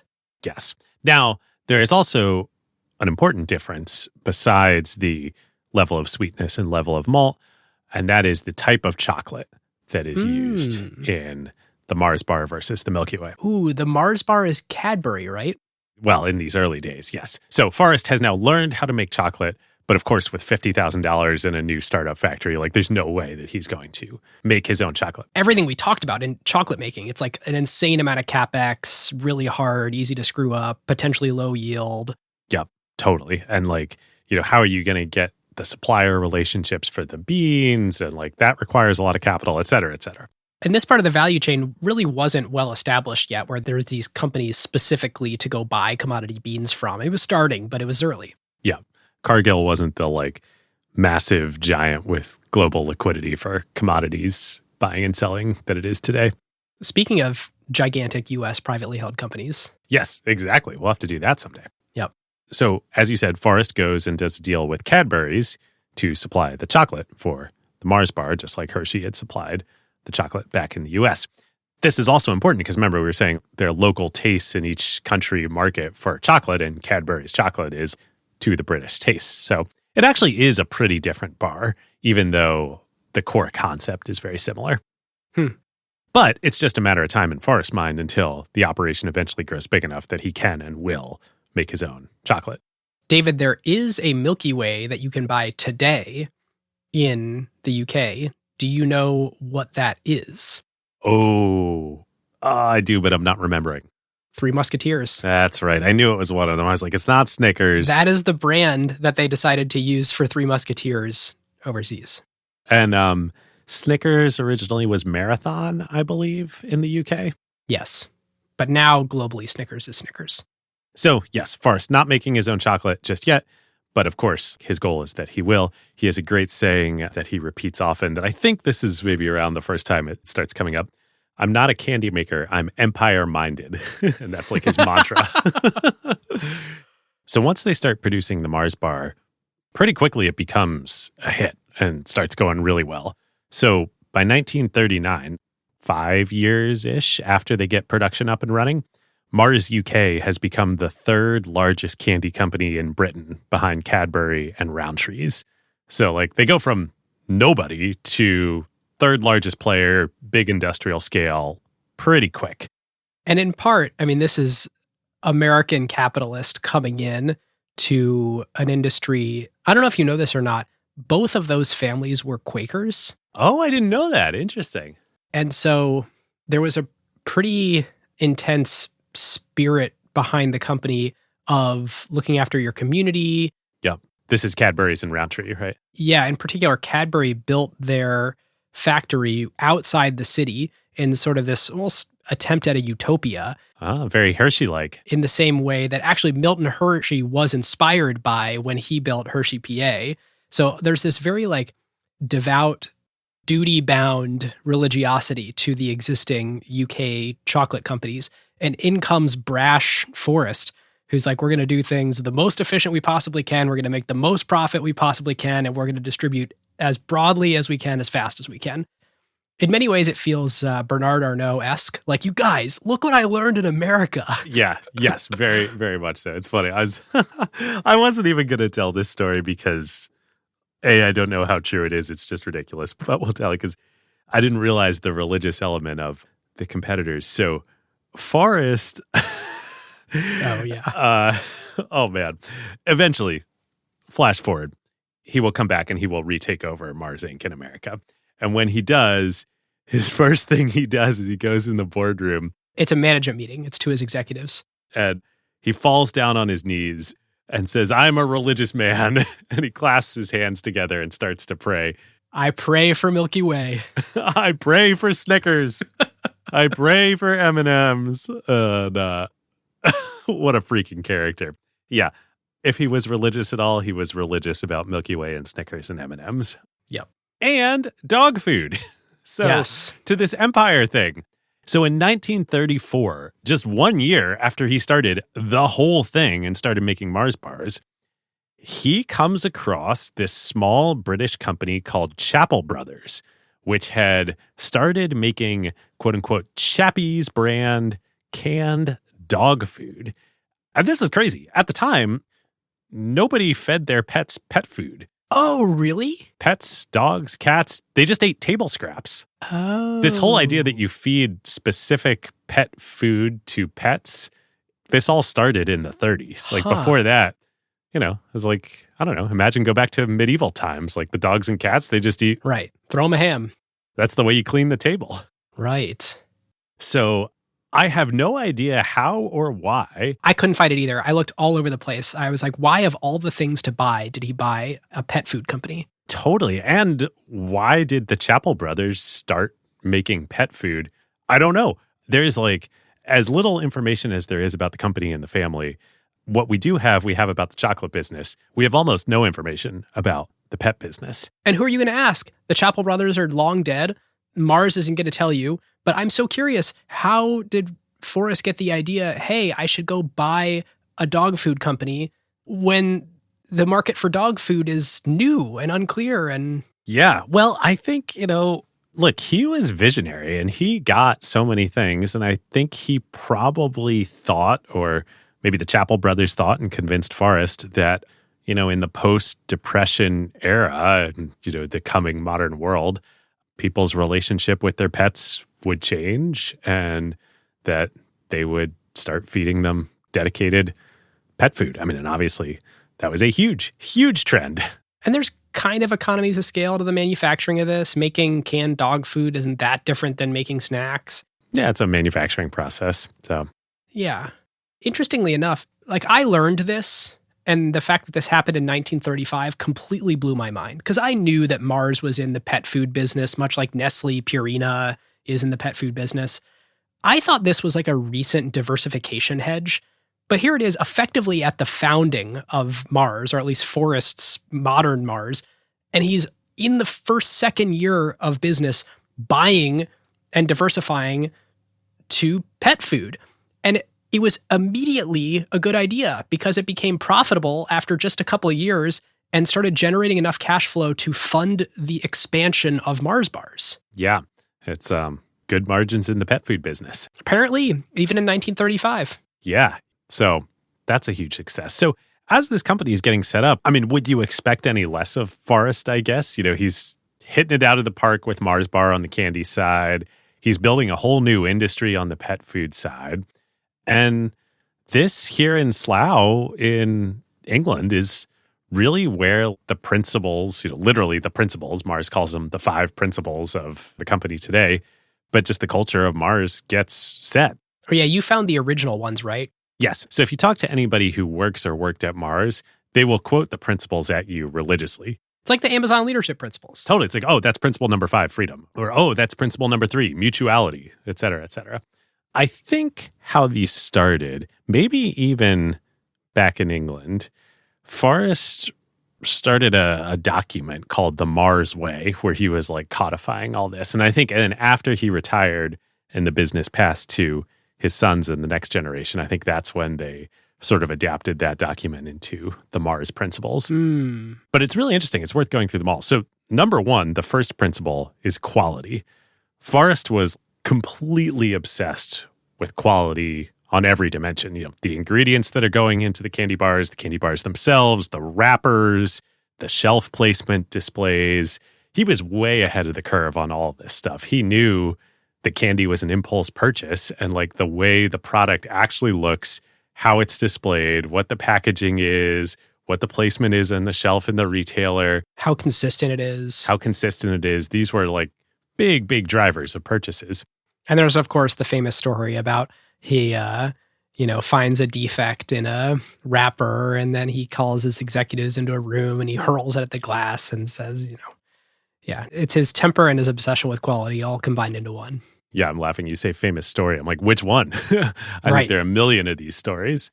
But even here in the 30s in the UK, he basically implements the Toyota production system in the Mars factory. This is long before the Toyota production system exists. Any employee in the factory could stop the line for any reason at any time. If there's anything that's out of place, anything that could impact quality, anything is dirty, anything is not perfect, every single worker in the entire facility can stop the whole line. And he also, if something had a defect, he would throw out the whole batch, right? Yes. As like let's scorch the earth around the defect. Yep. I'm sure he wasn't thinking about it in these terms, but he really wants to instill this as a cultural norm in the company. So anytime, if there was a mistake that Forrest then found that hadn't been caught on the line, he would just berate whoever should have stopped the line and be like, you needed to have stopped and fixed this. Like, you cannot let this get into the finished product. The other aspect of the quality principle, though, much like IKEA, it's not just quality for quality's sake. It's quality for money. It's quality at a given price, value for money. We've already been talking about how this is like the ultimate scale business and scale economies business in candies. Forrest knows that if you can offer a higher quality for a given price than your competitors, you're just going to build a lead and compound forever and ever and ever in this business. Interesting. So quality, principle number 1, most important. 2, this is awesome. Responsibility is the second principle. And you might be like, oh, responsibility, like, okay, whatever. For all of his crazy intensity, Forrest was not a micromanager. He wanted to know how to do everything in the business, including making chocolate. But he knew that if he was going to scale, he wants to be DuPont here. He wants to be General Motors. He needs the best people working the hardest in charge of everything. He can't be around telling them how to do their jobs.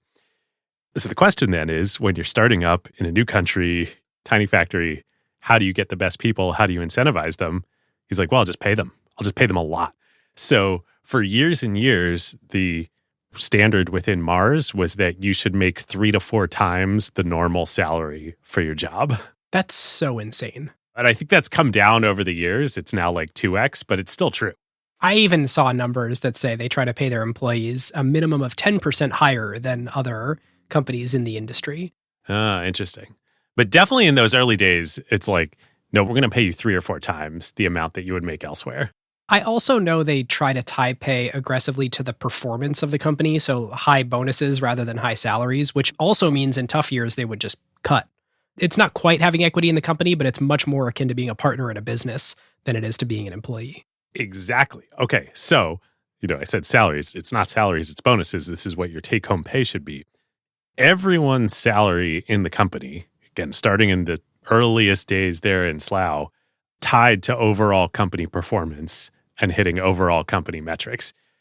There is no, at least in the early days, individual performance element to your bonus, except for one thing. Do you know what the one thing is? The one individual performance metric? Did you show up on time?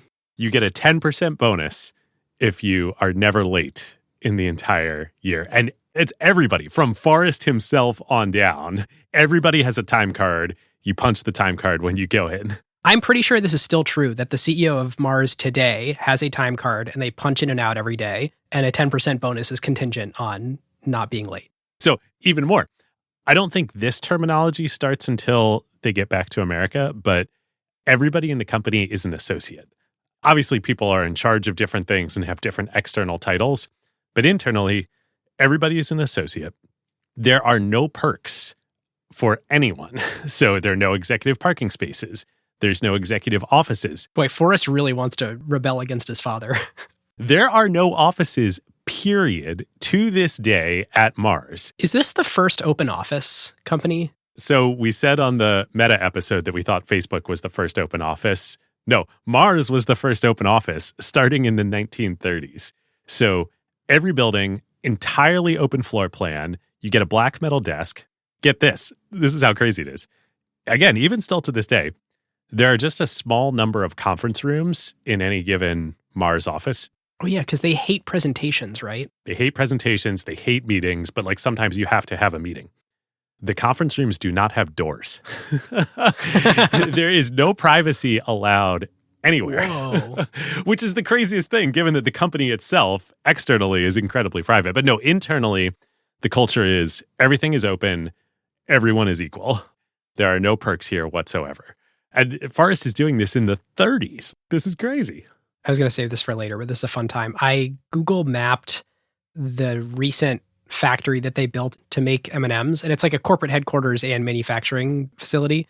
And there's a bunch of pictures on Google Maps of the exterior and interior, just like you would expect from anything that's on Google Maps. And it's pretty dated. It's just a very boring drop ceiling, fluorescent lit, cheap office. And the real estate that it's on is near an Amazon fulfillment center. I mean, it's kind of off the highway in the middle of nowhere, inexpensive. But there are 2 big M&Ms waving at you out of the parking lot. I think that's the standard decoration. Yeah, you can tell how pissed Forrest was at his dad about the Chicago factory specifically, but also just how deep-seated this is. Yep. Okay, so then principle number 3 is mutuality. So Forrest obviously is like hyper competitive, but he also knows that this is an ecosystem that he's in. And the retailers are super important. The suppliers are super important. Distributors are critical. Everyone needs to make money and everyone needs to be incentivized for the long term. And as long as his partners are making money and making more money selling Mars products or supplying Mars than they are any of Mars's competitors, that's going to be a compounding advantage. Yep. So that's 3. 4 is efficiency. Okay, this is a really, really interesting one. Probably back to his whole mindset and time at Yale and studying DuPont.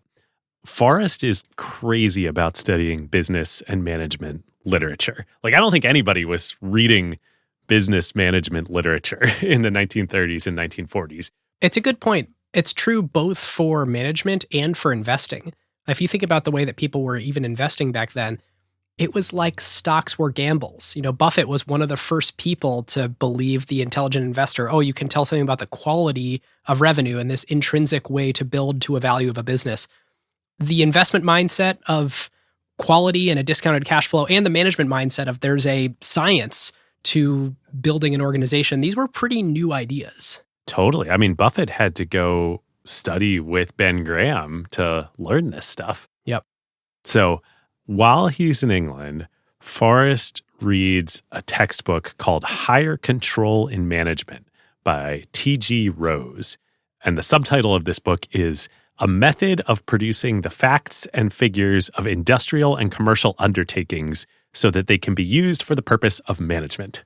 It's quite academic. Yeah, business academia had not yet learned marketing about itself.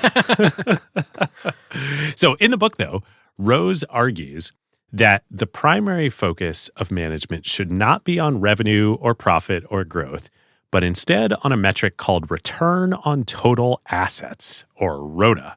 And again, if you talk to anybody in Mars today, ROTA, everything is about ROTA. It's funny, I came across this researching. I had to look up the term. We've never studied it on an episode before. All right, so what is return on total assets? It is net profit dollars divided by the total dollar value of the company's fixed assets. So it's effectively an efficiency metric of your profits divided by your fixed cost of your assets. Yep. Now, the textbook way to do it is by the cost of your assets as measured on your balance sheet. The way Forrest does it, though, and the way the company still does it today is, no, that's insane. Like, whatever this is valued at on our balance sheet, whatever it cost us to build this factory 10 years ago, doesn't matter. What matters is, what is the value of it today? Oh, interesting. So they are constantly revaluing what the replacement cost is of all their fixed assets, all their factories, et cetera. Like, okay, if this factory disappeared, what's the market value if we were to sell this thing and get rid of it? Exactly. And so that way they're always making sure that they're like, hey, we're really efficiently using our assets. We're not just artificially being efficient based on what we paid for them 10, 20 years ago. It's fascinating. So for you and I, it'd be like the profit dollars of the business from sponsorship divided by the cost of our microphones and, you know, the very modest tangible assets that we have in this business. Actually, I think if we were to use this, we would divide our profit dollars by the value of the acquired brand. And we would value the acquired brand sort of as highly as possible. So you're basically wanting to say, per unit of fixed investment I've made, how much yield in terms of profit am I getting out of the fixed investment I've made? Exactly. I'd argue, David, that for acquired, we'd actually want to use our time valued at some certain amount as the denominator. What's our profitability per unit of time, which is our fixed resource? Well, it depends, I think, what you think is more valuable, our time or the acquired brand. We should probably do both, actually. Who knew this would turn into an actual holiday special? Yeah. So, anyway, supposedly, Forrest had, and Mars has, or at least used to have, a specific target of 18% return on total assets for every division and every factory, which means essentially that every investment needs to pay for itself in less than 5 years. So if you're making 18% of your value back every year, you know, that would be like 5, 6-ish years if you're using the textbook definition, but they're always increasing the value of their assets. So it's like, in effect, anytime Forrest is making a decision to invest in something, he's like, I want like 4-year payback on this, 4 to 5 year payback. And they don't want to be higher or lower than the 18%, right? Because if you're lower than 18%, you're not using your resources enough to generate enough profit. If you're higher, then you're taking too much profit. You're taking too much profit, which is bad for your customers, or you're not reinvesting aggressively enough. Yeah. You should be spending more on advertising and marketing, et cetera, et cetera. Right. It's totally fascinating. I have a couple other things on efficiency that I was going to say for Playbook, but since we're here, we should bring them up. Yeah, let's do it. So this one comes from friend of the show, Arvind Navaratnam at Worldly Partners, who writes this great research that we link to for every episode now. He pointed out that despite operating with 30% fewer employees than its closest competitor, so today this is Mars versus Hershey, Mars generated more output per worker than any other in the industry. So in 1990, for example, Mars's revenue averaged $429,000 per employee compared to $228,000 at Hershey. So they're just doing more with less. Yeah, miles ahead. And I think part of this comes from the fact that they're just amazing at the industrialization of production. David, you raised that point that the factories run 24 hours a day, and at that Chicago plant, I think today the fun size Milky Way bars are produced at over 5,500 bars per minute. It was a stat that I saw. They just run at incredible efficiency in production. But they also then do effectively share this increase in efficiency with employees by doing the higher pay and the bonus-based pay. So if the revenue per employee is way higher than their competitors like Hershey, they should pass some of that efficiency benefit along to their employees in terms of higher compensation, which in turn retains people for longer, which keeps tribal knowledge around, which decreases recruiting costs. I mean, it's very Costco-like in that way. It is. It's totally a flywheel type reinforcing structure where it all fits together. The other thing that they do is they aggressively try to reinvest profit dollars back into the business, doing things like R&D on new types of manufacturing equipment that they can build for their plants. That's the primary benefit. The second benefit is they don't pay as many taxes since they're reinvesting before those dollars fall all the way to the bottom line as income. Yep, totally. It's very John Malone-esque. They want to keep as much capital in the business as possible and not recognize a lot of it as income. Yep. Malone and Buffett, too. Yep. So then that brings us to the last principle, which is freedom, which, I think in the early days here, to the extent Forrest thought about this as a principle, I think it was just like he wants to build his own business, be free from his dad, be his own person, prove himself. Over time, this comes to mean family ownership and not going public, being a private company, not taking on debt. And then in the next generation after Forrest and beyond, it means being incredibly private. We've alluded to the privacy of the family. Like for years, the family refused to have any photographs taken of them for fear that they might get published. They really, really mean it about being private. In fact, when Joel wrote the Washington Post article, do you know the thing about the photographs? I think it was the first time that John and Forrest Jr. had ever been photographed in public. It was, but then Mars didn't like the Washington Post article, didn't like the way it came out. So not only did they then fire their PR consultant, they went and found the newspaper's freelance photographer and paid off $20,000 for the rights to the photos to be sure they couldn't be reused. Yeah. Wild. Just wild. But as we've talked about, from IKEA to our business here at Acquired, complete ownership, or at least board control in Meta's case, is freedom. You can do things like invest for 10 years from now when it's going to be a super lumpy period between now and 10 years from now. If you believe in the long-term vision, you can sub-optimize the short term. And for Mars, that means private ownership. Yeah. And I think it means things like you can operate with ROTA as your primary operating metric instead of profitability. Good point. So back to the Forrest Mars story in progress. Starting up in the 30s, amazing success story. Within a couple of years, by the end of the decade, they're the third biggest candy company in the country. Incredible achievement, riding high. And then the end of the 30s brings something else, which of course is World War II. Yep.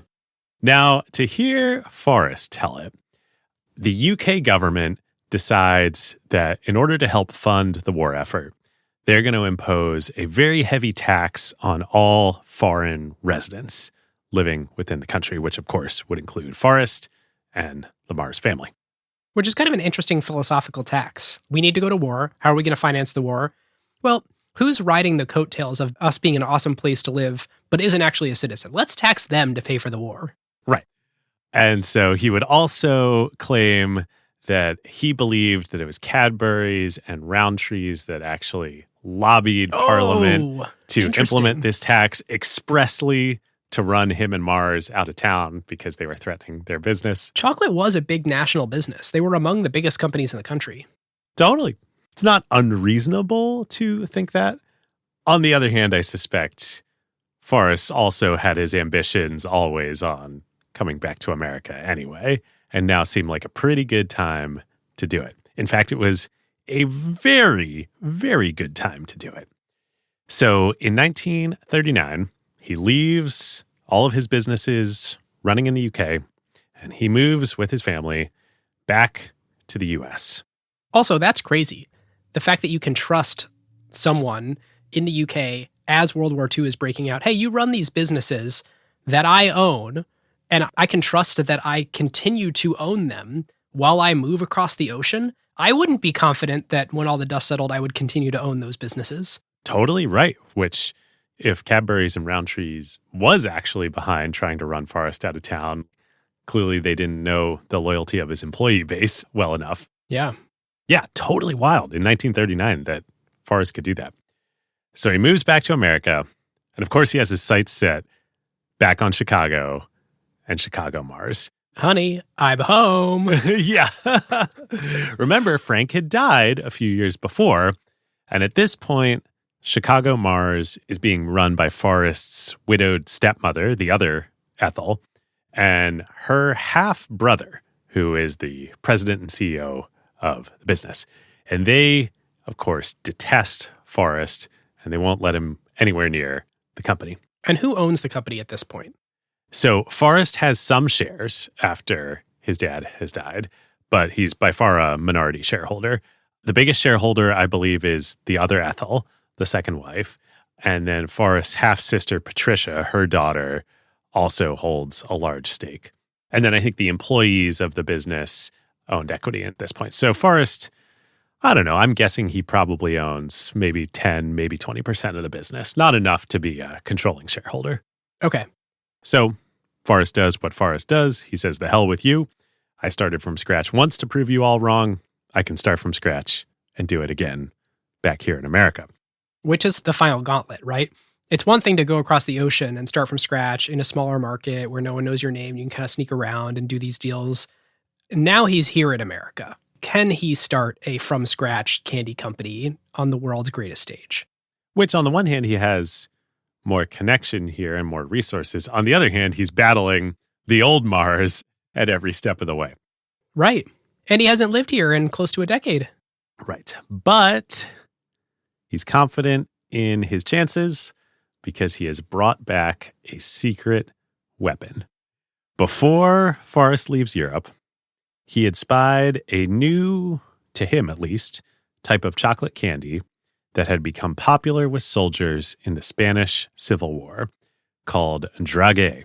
And I think it's called draguet because I believe it was originally a French style of candy intended for French noble ladies who wanted to eat chocolate but not have the chocolate melt on their white-gloved hands. Oh, interesting. And so what is draguet? Well, draguet is small, round pieces of chocolate coated with a candy shell to prevent them from melting in your hand or in hot weather. And confectioners call this hard panning, the colored candy shell, which is effectively hardened sugar syrup. Yes. And so Forrest, as he's heading back to the U.S., thinks, I think there might be some global appeal here in this draguet product. All right, listeners. Now is a great time to thank our longtime friend of the show, ServiceNow. If you are running a large enterprise, AI agents are likely spread across every team, and deploying them is no longer the hard part. Yeah. The hard part is knowing what permissions they have, what employees are using them for, or what decisions AI is making. AI security for an enterprise at scale is not a small concern. Like, the risks are real. Exactly. And the challenge with AI is governing it, securing it, measuring it, and making sure that it actually delivers value. That is why ServiceNow built the AI Control Tower. Yep. AI Control Tower gives enterprises a single place to see, manage, govern, and optimize AI across the entire business. And it works with any AI, not just theirs. Every device on your network, every permission across every system, every AI agent visible and secure in one place. And ServiceNow can do this because they've spent more than 20 years building the operational backbone of the enterprise, the workflows, governance, approvals, security controls, and institutional knowledge that power how work actually gets done across IT, HR, customer service, finance, and security. ServiceNow already runs more than 100 billion workflows annually and trillions of transactions for more than 85% of the Fortune 500. So when companies need a place to govern AI at enterprise scale, they're building on a platform at the center of how their business already operates. And in a future that isn't going to be one AI, it's going to be thousands of AI agents working across every function of the company. But the question is, who's managing them all? So if you're trying to turn AI ambition into real business outcomes and make it work safely, securely, at scale, go check out servicenow.com/acquired and tell them that Ben and David sent you. All right, David, M&Ms. Let's do it. Hell yeah. Let's do it. I'm going to eat some dark chocolate and some almond M&Ms to celebrate. Ooh, nice. I think I'm going to pop a peanut butter. Okay. So the legend is that the reason peanut butter M&Ms are not as big as what you would think their market potential is in the U.S. is because Forrest Jr. and John Mars, the sons of Forrest Sr., who would take over and then launch peanut butter M&Ms, they grew up in England. So they didn't get the peanut butter and chocolate thing. Is that like a uniquely American? Yeah, it's an American thing. Fascinating. Reese's kind of invented it. And there's a whole great Reese's story. Reese's was a separate company from Hershey that was built down the road. And I think it was a former Hershey employee. Former Hershey employee started it, and then Hershey's later acquired the company. Great story. Yep. Anyway, here we are in August of 1939. Forrest and the family have moved back to America. He's ready to hatch his plan, his revenge campaign, and he goes and pays a visit to Hershey, Pennsylvania. And by pays a visit, in typical Forrest fashion, I mean that he shows up there anonymously and unannounced, and he signs up and does the public factory tour. So awesome. So Forrest. So freaking awesome. After the tour is over, however, he asks the tour guide if he could please go see Mr. William Murray. William Murray, of course, being the president of Hershey and Milton Hershey's longtime number 2 president and COO type, but the guy who actually ran the company. Milton, by this point, is like very much focused on the town and the orphanage and the Hershey Trust and all that. And the gist here is, I need to buy some chocolate. Well, let's keep telling the story. So the guide's like, excuse me, who are you? And why do you want to see Mr. Murray? To which Forrest replies, just tell him Mars is here. That's all he needs to know. Because at this point, while Hershey was still a supplier to Chicago Mars, they were really starting to be a competitor. They're starting to wake up to this idea that, yeah, we're selling these other people chocolate, but they could just go eat all of our market share. Yes, they're starting to wake up to that. But if this story is true, Forrest is saying, tell Murray that Mars is here. Obviously, the implication being Chicago Mars is here, which is totally not true. Right, because his father's passed at this point. So the Mars that it probably is whoever is running the Mars company. Right. It's Ethel number 2's half-brother who is installed running the company. Either way, Forrest does get in to see William Murray. And Murray has never met Forrest before, but of course knows who he is once Forrest introduces himself. And Murray's like, great, okay, you're back in the U.S. What can I do for you? Forrest then proceeds to theatrically remove a handkerchief from his pocket and place it down on Murray's desk. And he opens up the handkerchief, and there inside are dragé, candy-coated chocolates. This is so Steve Jobs. So Steve The showmanship. Jobs. It's amazing. Drama. It's amazing. Forrest is like, try one. So Murray does, and he's like, yeah, it's pretty good. Forrest says, what if I told you that I have had these candies in my pocket all the way on the trip here from New York? The whole train ride, all the time outside in this hot, muggy August weather, all through the factory tour. And not once did they ever melt. In fact, how do they taste? Do they taste melted? They don't taste melted, do they? And Murray's like, oh, all right, you've got my attention. So Forrest and William Murray work out a deal to start a new joint venture candy company that will be 80% owned by Forrest and 20% owned by Murray's son, Bruce. And Forrest says, I've even got the name for it. We're going to call it Mars and Murray, M&Ms. And it's a new company. That's what's worth noting here. Well, several things are worth noting. Obviously, Forrest is totally brilliant. This is probably his most brilliant scheme on so many levels. He knows that if he's going to build a new candy company, come back to the U.S., take on and defeat his father's old company in Mars, he's going to need resources. He's going to need chocolate, which means he's going to need Hershey's chocolate. Yep. And he's also going to need capital and money. He just can't get that much capital out of his UK businesses. Remember the tax. So there's a reason, though, that he specifically goes to Murray to make this proposal, not to Milton Hershey. A, Murray is kind of the COO type. He's actually running the place and can marshal resources. But even more important, Murray doesn't own Hershey. He's just an employee. The Hershey Trust owns Hershey. Murray has no inheritance to give his family.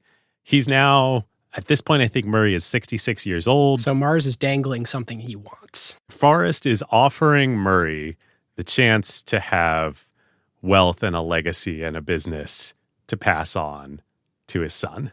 Do you know what else Bruce Murray had access to? The military Yep. purchasing division? Yes. Okay. We will get into that. It's so brilliant. So this deal is nuts because Hershey has an exclusive arrangement to supply chocolate to the U.S. military. The exclusive agreement. And Forrest Mars has this thing that, God, if you think the military liked count lines, they're going to love these non-melt candy-coated chocolates.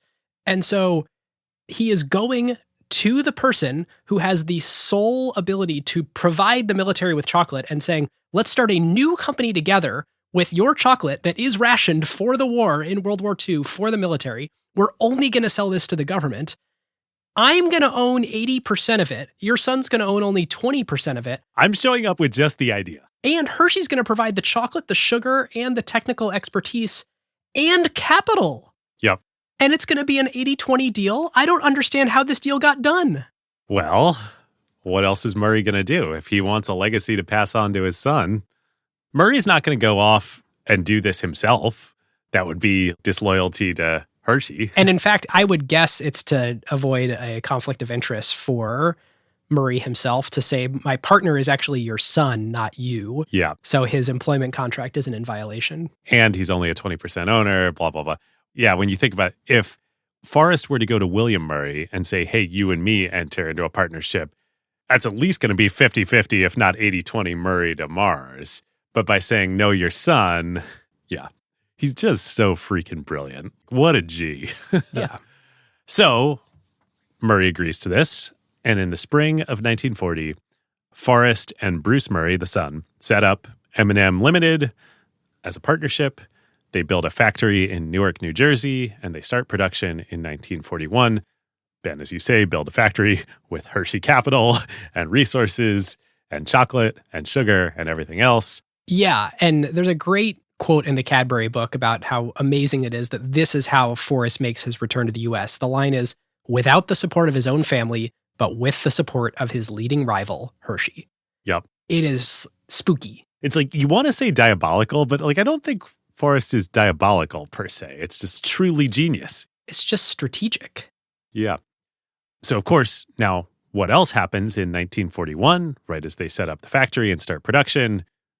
The U.S. enters World War II, which means significant chocolate rationing for all the consumers in America and significant chocolate consumption by the military. So all of a sudden, the U.S. military becomes Hershey's biggest customer, just like during World War I, which means... And Hershey's is the only one with a chocolate contract. and the only one producing milk chocolate at significant scale in America, which means that they start severely limiting their wholesale chocolate supply to all of their enterprise customers, like Chicago Mars.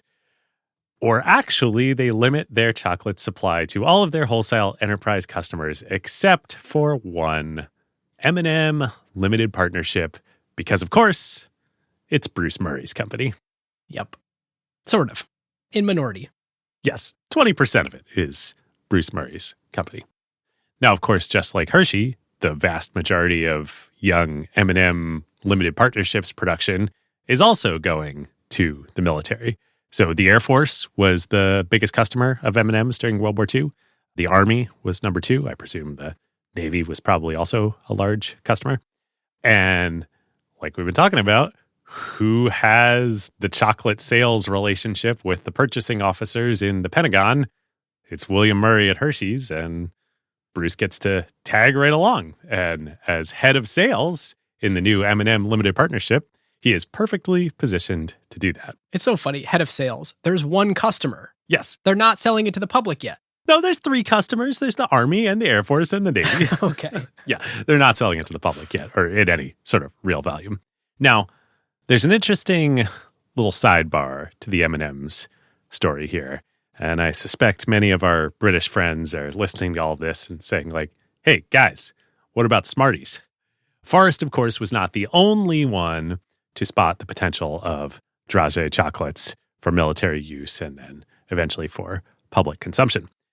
Well, like all things with Forrest's history, it's a little bit hard to untangle truth from fiction.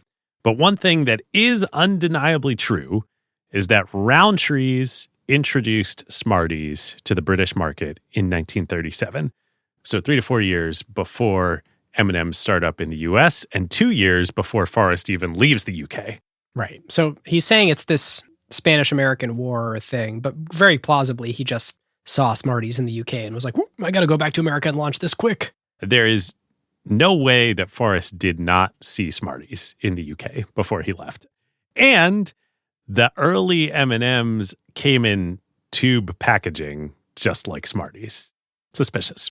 Also, for the American listeners, you're probably like, Smarties, those are a non-chocolate candy. What are you talking about? Those are different Smarties that are in the US market. Yes. British Smarties are delicious. I loved eating them growing up with my British family when I would go visit them in the summers.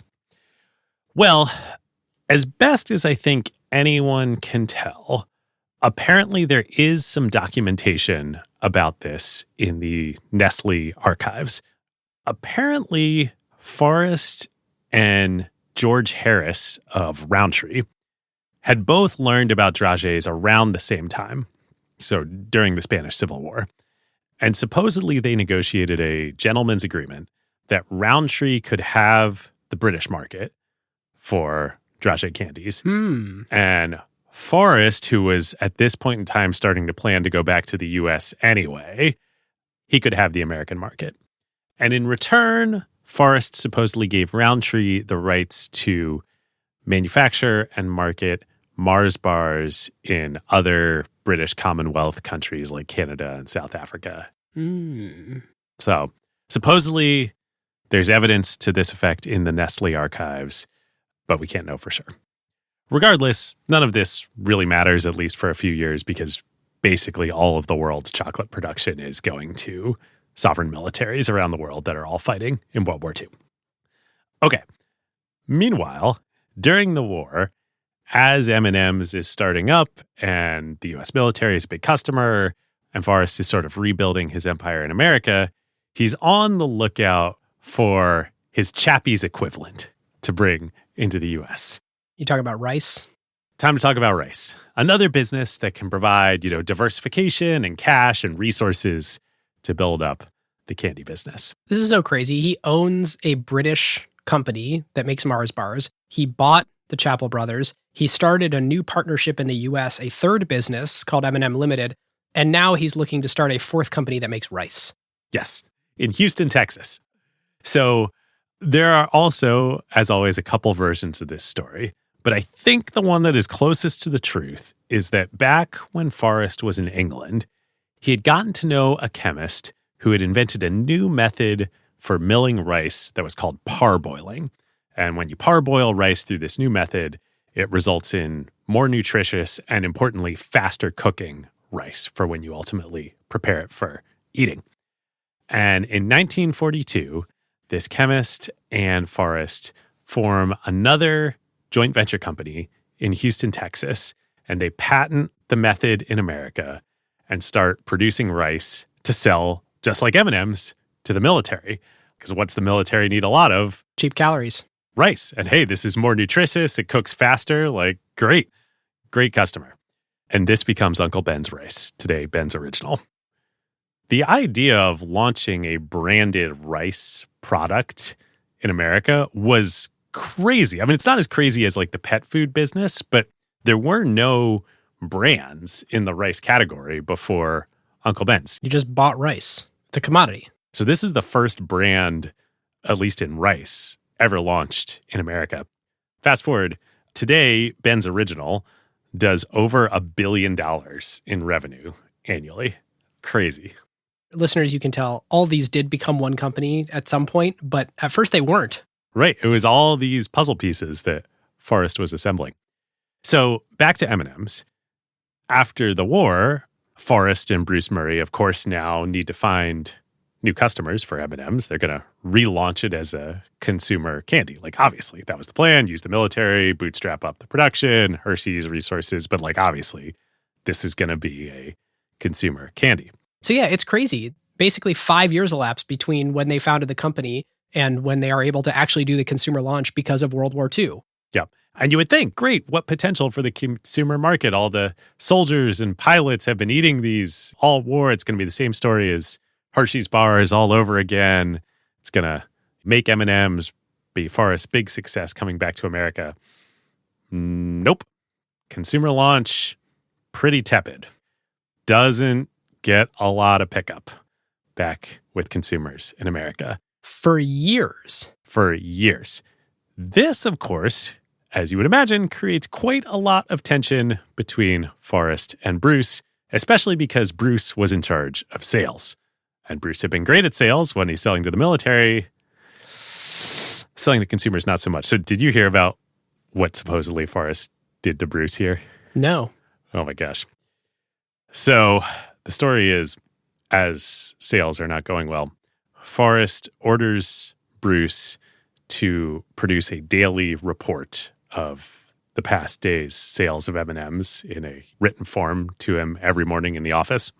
And every morning where the previous day's sales did not hit Forrest's target, he would write in big letters in red ink, failed on the paper, and then he would go tape it up in the men's bathroom in the company. We've obviously been very laudatory of Forrest, and he was incredible genius. The dude also had a temper to match his genius. Is he trying to get Bruce to leave the company at this point, or is he just trying to motivate him? Well, yes. So here's the thing. You know, you read about lots of people who worked for Forrest and lots of accounts in Emperors of Chocolate and elsewhere about his temper and how awful he was, and he clearly was awful. He's also doing things for a reason. He's trying to get Bruce to leave the company. He's trying to push him out because he wants to own M&Ms 100%. So in 1949, 4 years after the end of the war and middling sales at best of M&Ms, Forrest finally succeeds in pushing Bruce out. And supposedly it comes down to a confrontation one day where Bruce is like, I can't take it anymore with Forrest, how you're treating me, you know, posting these reports in the men's bathroom. Supposedly they get into a literal fist fight in the office in New Jersey. Forrest kicks Bruce out of the plant as, you know, security or whatever come and take him out. And Forrest is his boss. I mean, this guy owns 20%, but Forrest is the CEO. It's not like he can take his shares, but he can fire him. Exactly. So Bruce resigns. And then once Bruce resigns, after this starts the negotiations of Forrest buying out his 20% stake. They settle on $1 million for the 20% stake. So they're valuing the M&M's business at $5 million, which, you know, this is 1949. So if you adjust for inflation in 2024 dollars, that would be like valuing the business at $65 million and buying Bruce out for $13 million. So, you know, $13 million payout, in today's dollars for Bruce to walk away. For a company that, it's not clear it's going to catch with consumers? Right. Exactly. Okay. You worked on it for, it's 9 years of work. Yeah, it's 9 years of work. So, I think you could really debate the valuation there in both sides. Certainly, M&Ms were not yet M&Ms. But in fact, they hadn't even started having the M's printed on them yet. No, they hadn't. As soon as Forrest completes the purchase and kicks Bruce out of the company, takes 100% ownership, he goes in 1950 and hires the ad agency Ted Bates and Company to perform a comprehensive market study for the product. This is also another genius innovation on Forrest's part. So other big diversified CPG companies like Procter & Gamble, they were starting to do the sophisticated kind of market research here, like we're talking about, the legendary Procter & Gamble product management function. This was starting to happen. But nobody in the candy industry did this. The candy industry still operated seat of the pants, Frank Mars type entrepreneurial stuff. This is emblematic of the industry. Hershey had a strict policy of not advertising at all. No advertising whatsoever. They did not do any advertising until 1970. That's so insane. Which is absolutely freaking insane. They didn't have sales targets either, right? The story about sales targets and revenue growth targets in Hershey was that in some file card in some system, Milton Hershey had written grow sales 4% every year. And that was the plan. That was Hershey's annual plan, was grow sales 4%. Yeah. I will say it is pretty incredible how much from here on out, the story is a story of ad campaigns. We are getting from a place where before this, it was all product innovation. And from here on out, it's marketing innovation.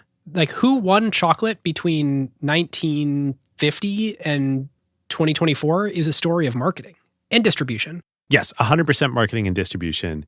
And you say ad agencies. I don't want listeners to get the sense that, it's just ad agencies that are doing this and it's advertising. It really is the discipline of marketing, of which ad agencies, I think, were a lot more consultative in this function back in the day than today. They're much more execution-oriented. Really, this is like the creation of the modern marketing discipline. Yeah. So the Ted Bates agency goes off. They do this product study, market study of who do M&Ms appeal to.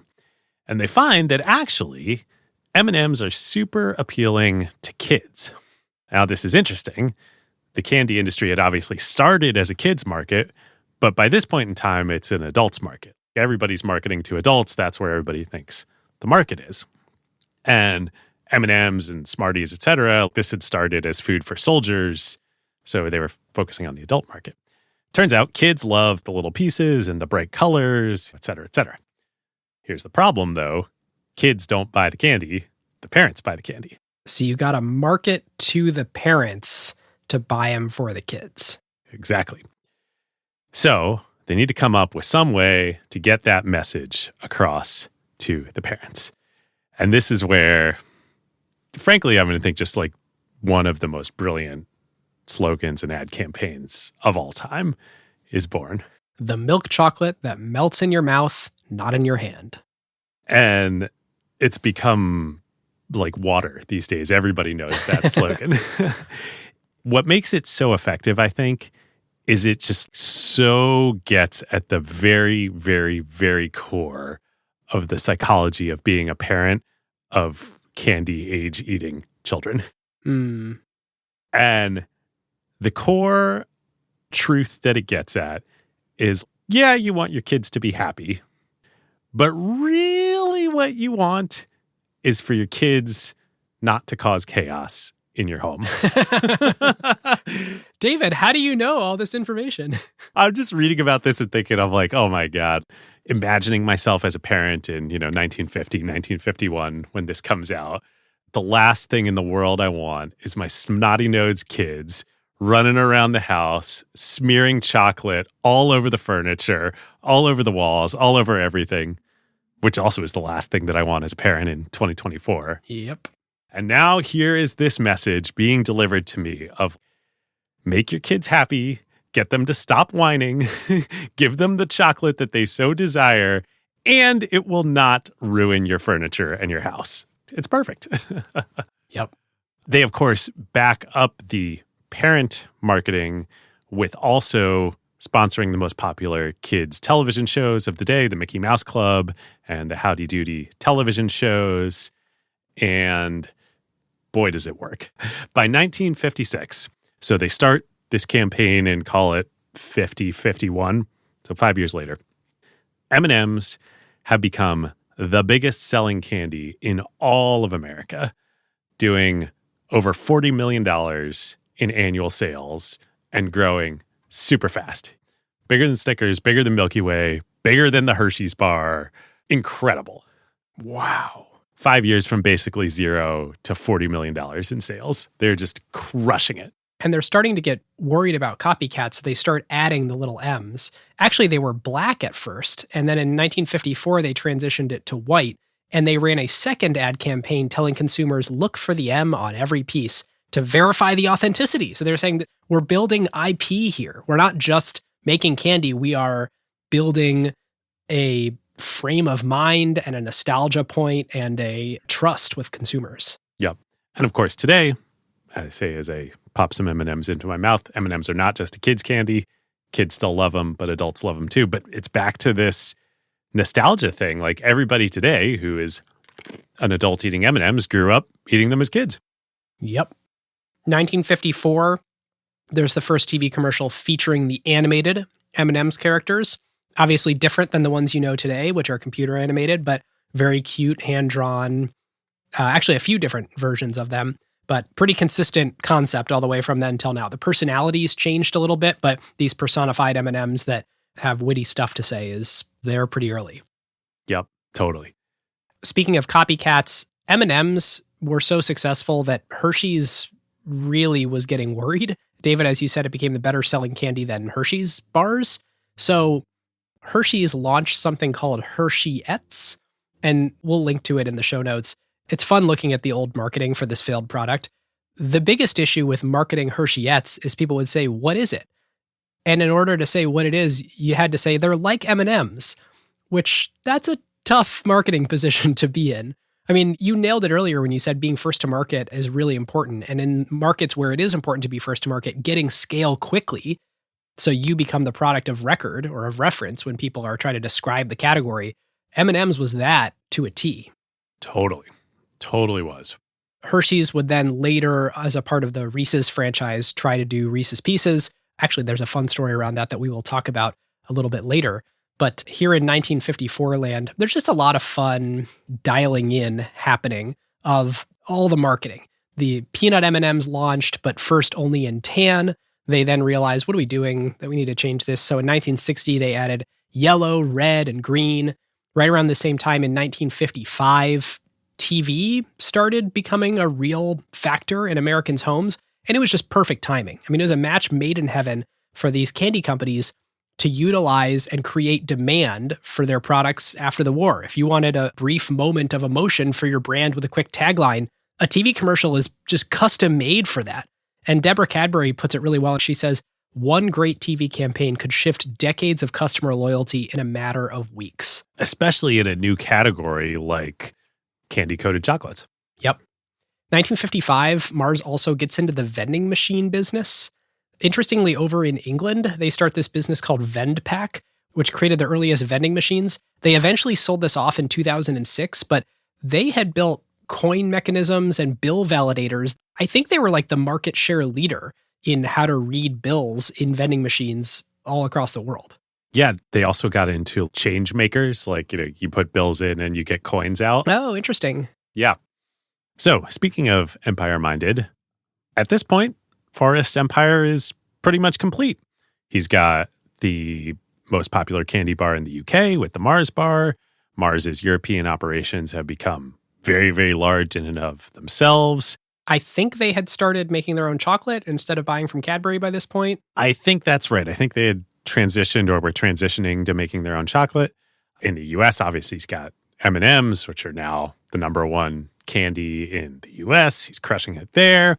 He's got the biggest and pretty much the only pet food business in the entire world.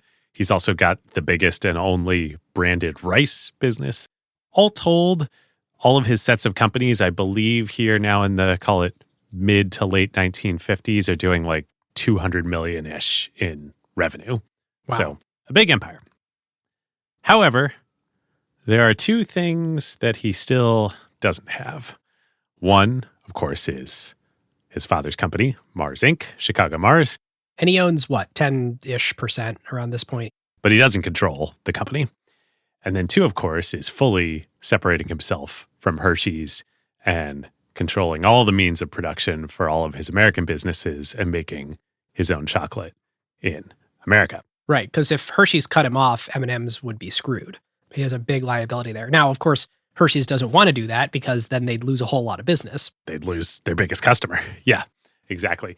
And probably also knowing Forrest was strategic when he chose to push Bruce out of the business, because I believe William Murray had already retired from Hershey's at that point. It would be like Forrest to plan all that out to a T. Yeah. Anyway, like I said, at this point, Forrest's empire is doing, call it 200 million-ish of revenue annually around the world. And Chicago Mars had about 50 million of revenue. So Forrest is, call it 4 times the size of Chicago Mars. Now, when Frank Mars, his dad, had died, the majority of the company went to his second wife, Ethel. It's about 2/3, I think, that she gets. And then there was 1/3 that had gone to random other shareholders over time, many of which were employees, I think. Yep, I think that's right. And I think maybe Forrest and Patricia got like some small stakes at that point in time. Okay. And Ethel, like we said, installed her half-brother William running the company. Ethel dies in 1945, and when that happens, her stock gets split 50-50 between Patricia and Forrest, per Frank's original will. Ethel had 2/3, 1/3 goes to Patricia, 1/3 goes to Forrest. As we get on into the 1950s, and Forrest has now turned M&M's into a big success, he starts turning his attention to Chicago Mars. So he goes to the board and he says, hey, I own 1/3 of this business. I think I should have an office at the company and the right to come in and inspect the operations whenever I want. I think they were like, sure, this seems like an easy demand to give this guy. Like, whatever, we'll make an office for him. There's a fox that wants to hang out in our hen house. Is there anything anybody sees that's an issue here? Nah, just build him an office. Clearly, they did not know Forrest very well because he shows up. I think he basically like relocates to Chicago and is like coming in every day. He's spending a ton of time. He's criticizing everywhere. He starts writing memos to the board about everything that is wrong at the company, all the big mistakes that William is making as CEO and why William should be fired and Forrest should take over. This is not so different than how Elon ended up owning Twitter.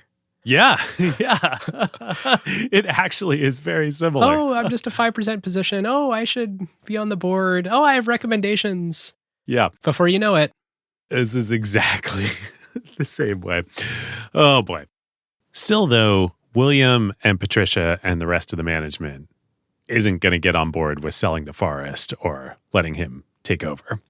And in fact, in 1959, William retires as CEO.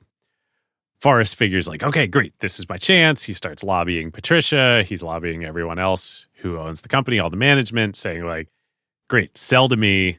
Let me take over. Let me run this business. Instead, Patricia decides to install her husband, James, who had been working in the business, as CEO. Whether he was a good employee or not, he is a totally terrible CEO of Mars, Chicago. So once he takes over in 1959, revenue drops from about 50 million, like we said, to by 1963, it's down to about 40 million. So on the one hand, okay, a 20% decline. On the other hand, this is a very, very high fixed cost business. Yeah. So a 20% decline in revenue on a significant fixed cost base is catastrophic. That would be a huge change in the negative direction on your return on total assets. it is a disaster for the company. Now, it's also a very convenient disaster for Forrest, who wants to pressure everybody else into selling and being able to take things over. So finally, as this is happening in 1963, Forrest flies to San Diego, where Patricia lives. Again, to give you a sense of James, the husband here, he's commuting from San Diego to run this business. And they didn't have Zoom then. No, they didn't. And it's a manufacturing business. So, yeah. Anyway, Forrest finally convinces Patricia to sell. He says, like, look, if we don't do something here, this company is going to go bankrupt. I can save it. I will take it over. I will run it. She says, okay, I will finally agree on 2 conditions. 1, you have to promise me that you will not fire James, my husband. He can remain as CEO. Forrest is like, okay. Are we putting that in writing, or for how long? And condition number 2, you need to promise me that you will make this company, our father's company, Mars Incorporated, the new parent company of all of your businesses and preserve our father's legacy. And he says, sure, done, which is probably what he wanted anyway. Totally. It's also his name. And so is it that different if left absorbs right or right absorbs left? And if you're the controlling shareholder of both? No, it doesn't matter. Yes. Not yet, CEO. So Patty sells out in 1963. Forrest now owns 2/3 of the business. He spends the next few months going around to all the other shareholders of the business, again, mostly current and former management, and buying out their shares. And by mid-1964, he has full control of Mars Incorporated. Which, by the way, is 20 years after Ethel dies. That's how long he has been on this quest to get full control of the business. Right. Well, and really, I mean, going back to him leaving for Europe, like, you have to imagine that this was on his mind the whole time. And just as a side note here, it's pretty insane that Forrest is able to, out of his pocket, without external financing, go and buy up 2/3 of a business that is doing $40 million a year in revenue. I mean, it's just because he owns M&M's and Uncle Ben's Rice and the UK businesses. This is not a strategy that most people could run. If they're like, oh, I wish I was a larger shareholder of this business that is large and dominant. Right. You need some other way to get the money. Yes. Now, it was a distressed business at this point, but still. I'm going to guess it's still valued north of $40 million. Seems reasonable. He needs to come up with $25+ million in cash to pull this all off. Yeah, amazing. So once he takes control, he comes to Chicago. He immediately rips out all the office walls in the building, open floor plan for everybody. He demolishes the executive dining room. He sells the company art collection and the company helicopter, and he hands everybody, including James, a time card. He may as well have walked in with a sink. He may as well have walked in with a sink. Seriously. Oh, my God. Tragically, later that year, Patty dies of cancer, super young. I don't think she was even 50 years old yet. Mm. And once that happens, Forrest fires James and makes himself CEO of the entire empire, all united, finally, under Mars Incorporated. You know, I read this story and I thought of the Darth Vader quote, I am altering the deal. Pray I don't alter it any further. Yes, yes. Now, I'm not 100% sure. He may have kept James still employed in the business or something, but yeah, he was out as CEO. Forrest is the captain now. Yeah. I am altering the deal. Pray I don't alter it any further. So great. All right, listeners, now is a great time to talk about one of our favorite companies, Statsig. Yes, long-time acquired partner. There is a reason why the best product teams at companies like OpenAI and Notion, Atlassian, Figma, Rippling, Brex, and more rely on Statsig, whether they are iterating on their core product features or shipping AI-powered experiences at scale. Yep. In the crazy speed of today's AI world, shipping fast is just table stakes now. It's basically trivial to build and deploy your app constantly. The real advantage is how quickly you learn what changes actually created value for customers and how fast you can use that signal to guide what you ship next. Whether it's a feature tweak, a pricing change, a performance improvement, or an AI update like a model change or prompt adjustment, they're not relying on instinct. They're measuring what actually moved engagement, retention, and ultimately revenue. And as more teams build with AI, that learning loop becomes even more important. Building with LLMs introduces non-determinism into your product experience. The same input doesn't always produce the same output, and behavior can shift in subtle ways in real-world use. So doing offline evals will give you part of the picture, but you can really only understand the impact once your product is live with real users, and then you can measure how their behavior actually changes. It's very different than the way that you would ship features in a pre-AI world where you knew exactly what the software was going to do in production. Yeah, exactly. So this is where StatSig comes in. It brings experimentation, feature flags, and product analytics into one unified system so teams can ship safely, test rigorously, and directly link what they changed to how users actually behaved. The result is a tighter feedback loop and learning that compounds over time, so you don't just ship more, you ship better. So if you want to make learning your competitive advantage, whether you're building new AI experiences or just evolving your existing core product, go to statsig.com/acquired to get started. Okay, this now brings us to Forrest's final conquest, which is making his own chocolate in America and fully ditching Hershey's. And we should say, too, at this point, he has completely overhauled the Chicago factory. They're all in on mass productions. These count lines are moving they used to make a Snickers bar in a day, and now they can do it in under an hour. I mean, he's just going. He's going.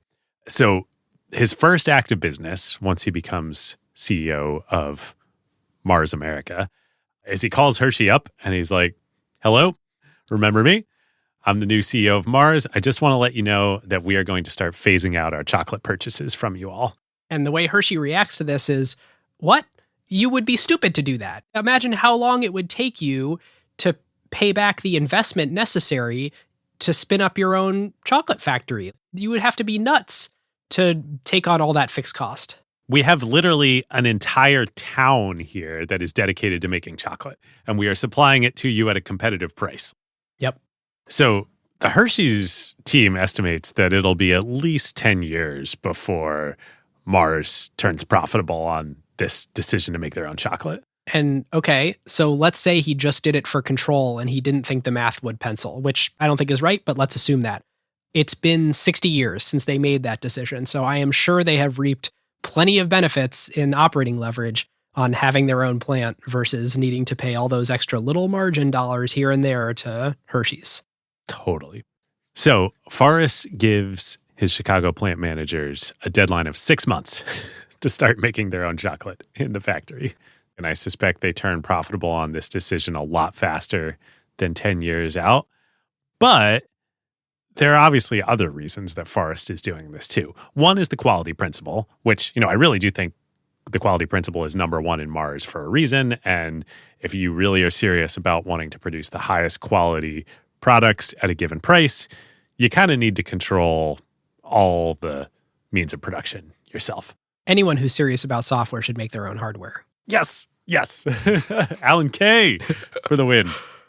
The other reason that I think Forrest always had the dream of making his own chocolate is to be able to scale as large as possible.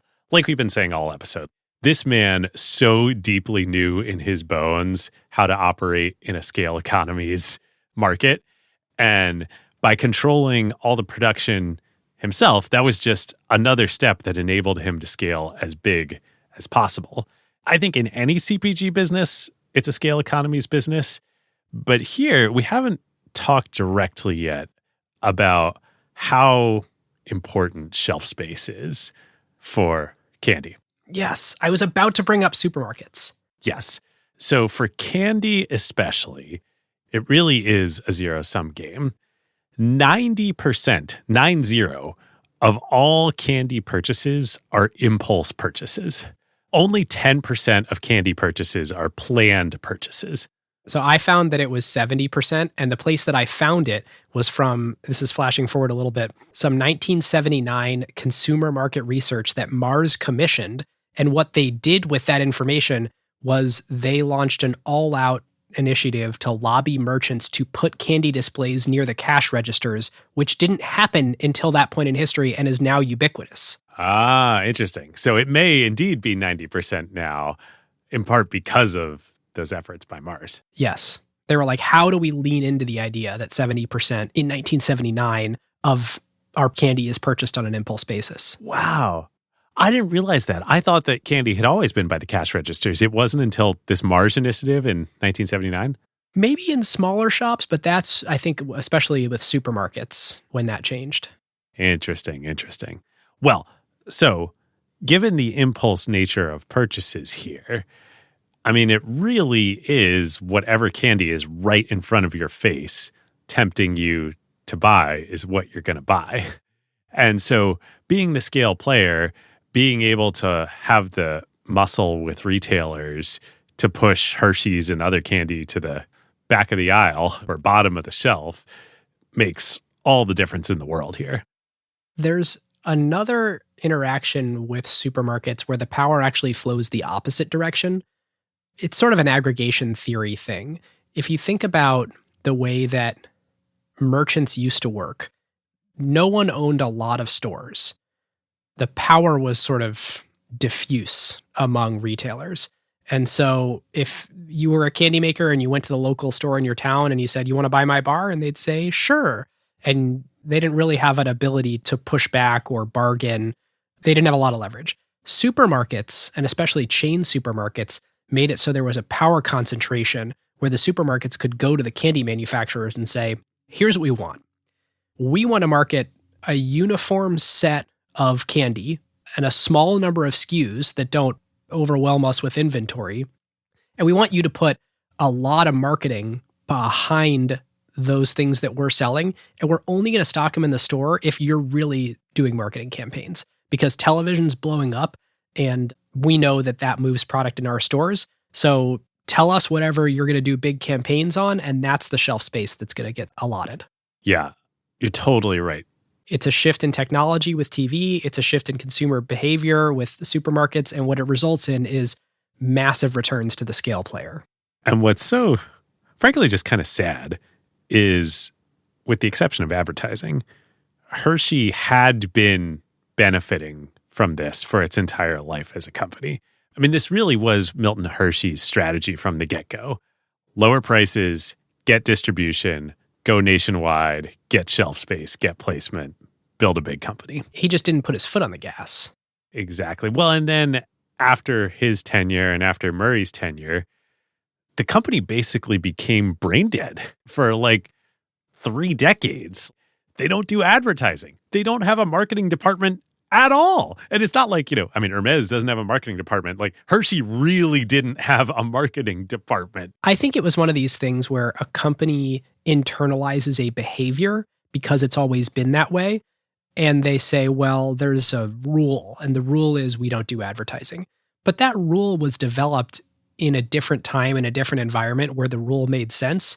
And now you're sort of senselessly following a religion that is no longer relevant in the new world. Yep. We haven't talked yet about Hershey's ownership structure. So it was and is a public company, but the controlling interest is owned by the trust.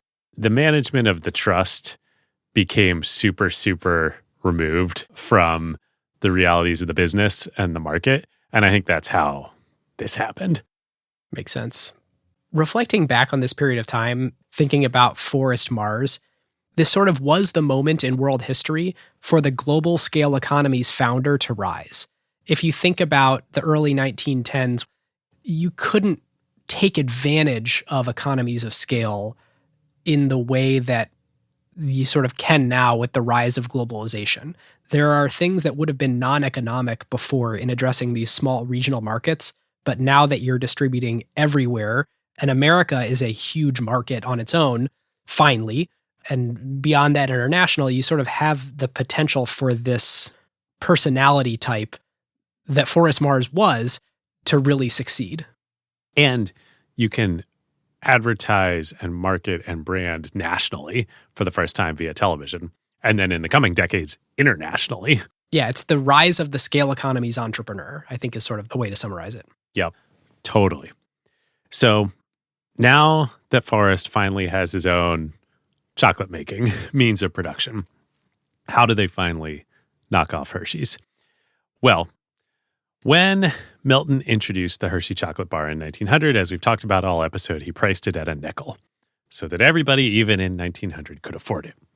The problem, as we've been talking about Hershey's decades-long brain deadness here, they kept the price at a nickel from 1900 until November 1969. What? They never changed the price. I didn't realize it was that long. Almost 70 years, a hair's width. From 70 years, they not once changed the price of the chocolate bar. And which, it was sacrosanct. It was like, it's the nickel chocolate bar. It's Milton Hershey's legacy. We can't change the price. So what did they do? How did they manage inflation? They just kept shrinking the bar size. I got to say, by the way, that 5 cents in 1900, just so people get a sense, is 23 cents in 1970. So it's a 4.5x that they sort of have to figure out how to handle. Yep. So what do? Rather than changing the price, they change the quantity. They just keep shrinking and shrinking and shrinking the size of the bar. Consumers are going to love that. Oh, yeah, they're going to love that. So the original Hershey's bar was 1.25 ounces, 1.25 ounces in 1900. By the time 1969 rolls around, it is half of the original weight. Ben, I see you're looking at a Snickers there. How much is a Snickers today? 1.86. 1.86. Now, that's not all chocolate. A lot of the mass of that is cheaper stuff like peanuts. But you can see in the consumer's mind, you're like, wait, I've got this paper-thin Hershey's bar that it's a nickel, but compare that to the big, meaty, satisfying Snickers. This looks ridiculous. Consumers don't care that the nougat's cheaper. Consumers care about, truly, that is why Snickers is the satisfied slogan. Consumers care about how much value does it seem like when I bite into this thing and eat it. Yep. So finally in 1969, Hershey can hold out no longer. Commodity prices spike, and they make the historic decision to raise the price of the bar to 10 cents. Ba-na-na. And they think that the way they can make this palatable to consumers is they will also boost the size of the bar back up to the original 1.25 ounces. So actually, economically, they're still at a wash here. Both were about double. Okay, so it doesn't solve their problem. It's just totally brain dead. The problem is inflation. And I think the thought process probably was, okay, consumers are going to be outraged when we double the price of the bar after 70 years. Oh, the first time we raise the price of the bar, we should give them some value. So in the second time... Well, this is where not having a marketing department or doing consumer surveys or anything. A way to communicate with customers at all. Yeah. Turns out to be a really big problem.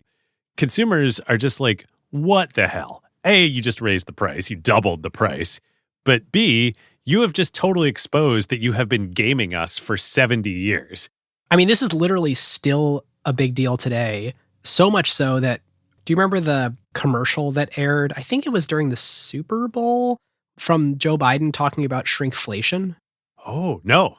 This is like a presidential thing in our country today where the president is railing against shrinkflation by keeping prices the same and making CPG food smaller. Amazing. Amazing.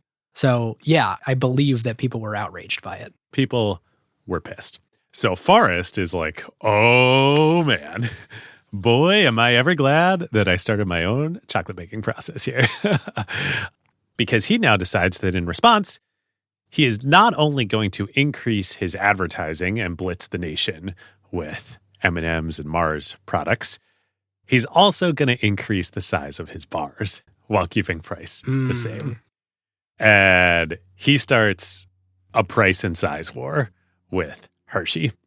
Now, interestingly, in response to this, Hershey counters by actually finally starting to advertise for the first time here in 1970. It's the first time in the company's history that they advertise. And surprise, it works great. But because commodity prices are staying high and it's putting pressure on profits, the board pulls the plug on their advertising. Whoa. Because they say like, oh, profits are down. We can't be spending. So we need to stop advertising. So they do 2 years of advertising. It works great, but profits are down. So they say, nope, we got to stop that. Unbelievable. And as a result, in 1973, the combined Mars, which is all of the legacy Mars Inc. products, Snickers, Milky Way, Three Musketeers, etc., plus M&Ms, passes all of Hershey to become the number one candy company in America. There it is. I don't think they ever looked back. Well, Hershey did eventually retake the lead in America from Mars much later, but Mars is by far the largest candy company globally. Like Hershey is basically just in America. And I think Mars's American candy business is about the size of Hershey's American candy business today. I think they're kind of neck and neck, but Mars has everything else too. Yep. This game that you're talking about, David, of the cat and mouse price war game would continue, and Mars would basically have the advantage every time because Hershey's primary thing they're marketing is the chocolate bar, which is made of the densest, most expensive thing in the whole process. And Mars just has a durable competitive advantage in that they're selling something to consumers that they value at the same price, but the cost of goods sold is way lower. I mean, it has nougat and peanuts. And so what they basically do, there's another time, I think this happens in the early 80s, where Mars knows that the commodity prices are on the uptick for cocoa. And so it's going to squeeze everyone's margins, but it's going to hurt Hershey the most. So what does Mars do? They announce bigger bars at cheaper prices. What can Hershey do? They're just getting boxed in from all angles. And so this is a sustainable competitive advantage that Mars has, selling something that has just lower cost of goods for a equal perception of value to customers. Yep. The other thing that Mars builds up through this, maybe even starting in the 60s, but definitely in the 70s and 80s, is a very, very sophisticated commodities trading department that Hershey doesn't have. Oh, really? Of course they do. Hedging and... Of course. It's this very Mars style to do this. Now, obviously, it's a private company. They never report any of this, but rumors are, these are rumors, but I've heard it from multiple places, Mars has actually made many billions of dollars of profit from commodity trading over the years. So whereas for competitors like Hershey's, commodity spikes in prices are like a big risk and impact to the business. I'm sure Hershey's hedging also. These days they are, but like back in the 70s, 80s, no, they weren't. Mars is actually profiting hugely from market swings in commodity prices. Wow. Total G. So speaking of, this is incredible. Here we are, 1973. Mars passes Hershey to become the number one candy company in America. And a pretty surprising twist happens here in Forrest's story, which is the end. He retires. He hangs it up. He walks away. And concurrently with him deciding that's it, this is basically when the company stops communicating with the outside world.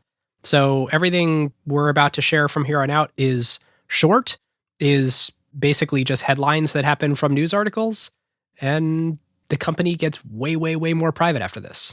Yeah. End of 1973, he's built up this whole empire, gone to Europe, built the Europe business, built the pet business, come back to America, built M&Ms, retaken over Mars Inc., battled Hershey, beat them at their own game. He gives the company to his 3 children, a third each to Forrest Jr., John Mars, and Jackie Mars, and totally walks away and retires. At this point, the empire is doing about $800 million in annual revenue, and he's just done. He no longer owns any part of it for the moment. So Forrest spends the rest of the decade of the 70s in retirement. His mother, the original Ethel, is actually still alive, and I think he spends a lot of it with her and taking care of her. And then after, call it 6-7 years, he's starting to get a little feisty. You can't keep an old horse out to pasture here. So in 1980, when Forrest is 76 years old, he decides he's getting back in the game. He is his father's son. What's he going to do? He's going to start a candy company. He's going to start another candy company, which he names Ethel M. Chocolates after his dear mother, Ethel, who, of course, he considers the real Ethel Mars and matriarch of the family. By the way, I ate some Ethel M chocolates last night. I ordered some to prep for this episode. They're great. Delicious. Oh, I have never tried any. I need to get my hands on some. It's extremely different than the rest of Mars products. It's like a specialty chocolate. Yes. Well, so Forrest's business plan in starting Ethel M is basically to build a competitor to See's. Oh, that makes sense. He sees, just like Warren and Charlie did back in the day, that See's and high-end chocolate is actually a really, really good business. And the plan is, the way they're going to compete with See's is they are going to specialize in liquor-filled chocolates. So they'll make regular non-alcoholic chocolates, high-end chocolates just like See's, truffles, and the like, but they also will specialize in alcohol-filled chocolates, which were going through a moment of popularity here in the go-go 1980s. So Forrest, as always, decides he's all in on this. Liquor-filled chocolates are not legal in every state, and Nevada is the epicenter of them. So he moves to Nevada. I did not realize that's why Ethel M is in Nevada. That's so funny. That is why Ethel M is located in Henderson, Nevada, which is a suburb just outside of Las Vegas. And Forrest, by God, builds a factory there outside of Las Vegas, builds an apartment directly above the factory, and lives in the apartment above the factory from which he runs the business. Guy has one speed and one playbook. And this dude is like in his late 70s. It's a success. Within a couple of years, Ethel M is doing $150 million in revenue. Unbelievable. Like, get out of here. Unbelievable. Now, as you said, Ben, it's not competing with Mars in any way. It's competing with See's. But the business gets so big, and Mars and Forrest's children decide that they want to own this business. So in 1988, after Forrest has been running it for 7-8 years, Mars acquires Ethel M for an undisclosed amount. I would love to have been a fly on the wall for those negotiations between Forrest and his children. I mean, what's the point of even negotiating? He's already given all of Mars to the kids. So what's he going to do after the sale completes? Give the new stake to the kids too? Unbelievable. It is like the best coda ever to the story.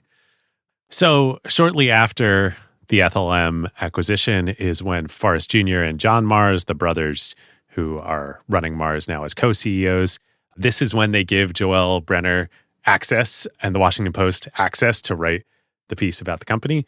But yeah, Ben, as you say, they weren't happy with it, and they never gave anyone access again.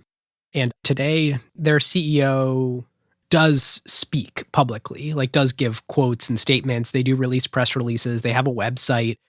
They, as a company, have recognized that times have changed, that consumers are not willing to go buy a product off the shelf when they know nothing about the company. In this era of people wondering about what is Mars doing with sustainability. And we live in an America and a world right now where diabetes is a massive epidemic. And obviously they make a lot of products that contribute to that. They want to have a voice in that conversation too. And so they do say more now than they used to, because they've kind of realized we can't be a $50 billion company that doesn't ever say anything ever. True. But what they don't do is allow books to be written about them or any sort of in-depth piece. No one knows what their balance sheet looks like, including their bankers. They don't produce financial statements for their bankers. Yep. And some product stuff that happens in this time. In 1974, they start producing Skittles in the United States after it becomes a success in the UK. They bring Twix over from the UK. They bring Starburst over, which was Opal Fruits in the UK. Yep. 1986, Mars acquires Calcan Foods in Los Angeles and begins its association in America with dogs, cats, and their owners. They've had the British business for a long time. Calcan Dog becomes Pedigree. Calcan Cat becomes Whiskas or Whiskas. Also in 1986, they acquired Dove bars, and Dove chocolate. Yes. They enter the frozen snack business. And then later launched Dove Promises and Dove chocolate bars on the brand. So Dove was an ice cream bar company when they bought it. And then they launched the chocolate bars and chocolate pieces after having acquired the company. Which I think works reasonably well. Yeah, I think so. It's not a huge business for them, but It's their direct Hershey bar competitor now, of like a direct competitor to Kisses and to the chocolate bar. Yep.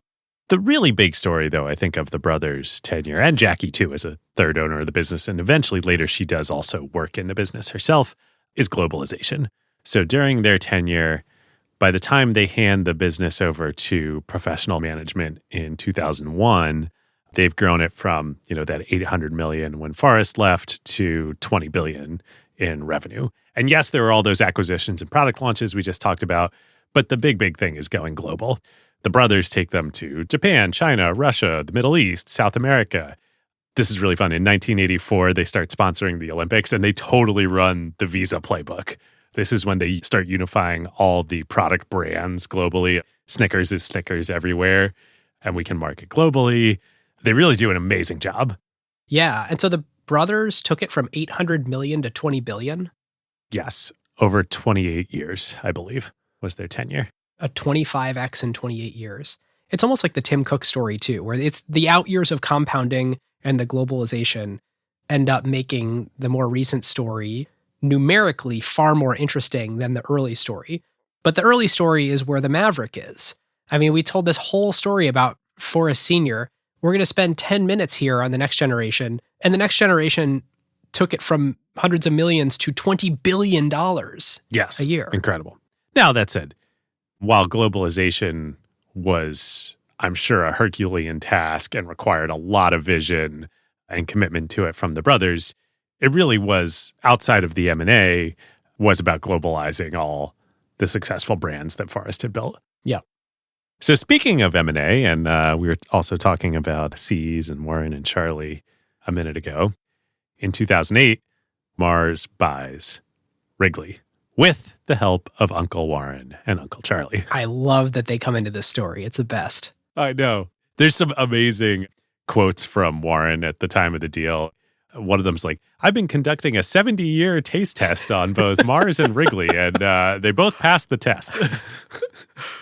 Oh, it's so good. Because the analysis is actually far deeper than that, but that also totally sells. It's Warren's personality.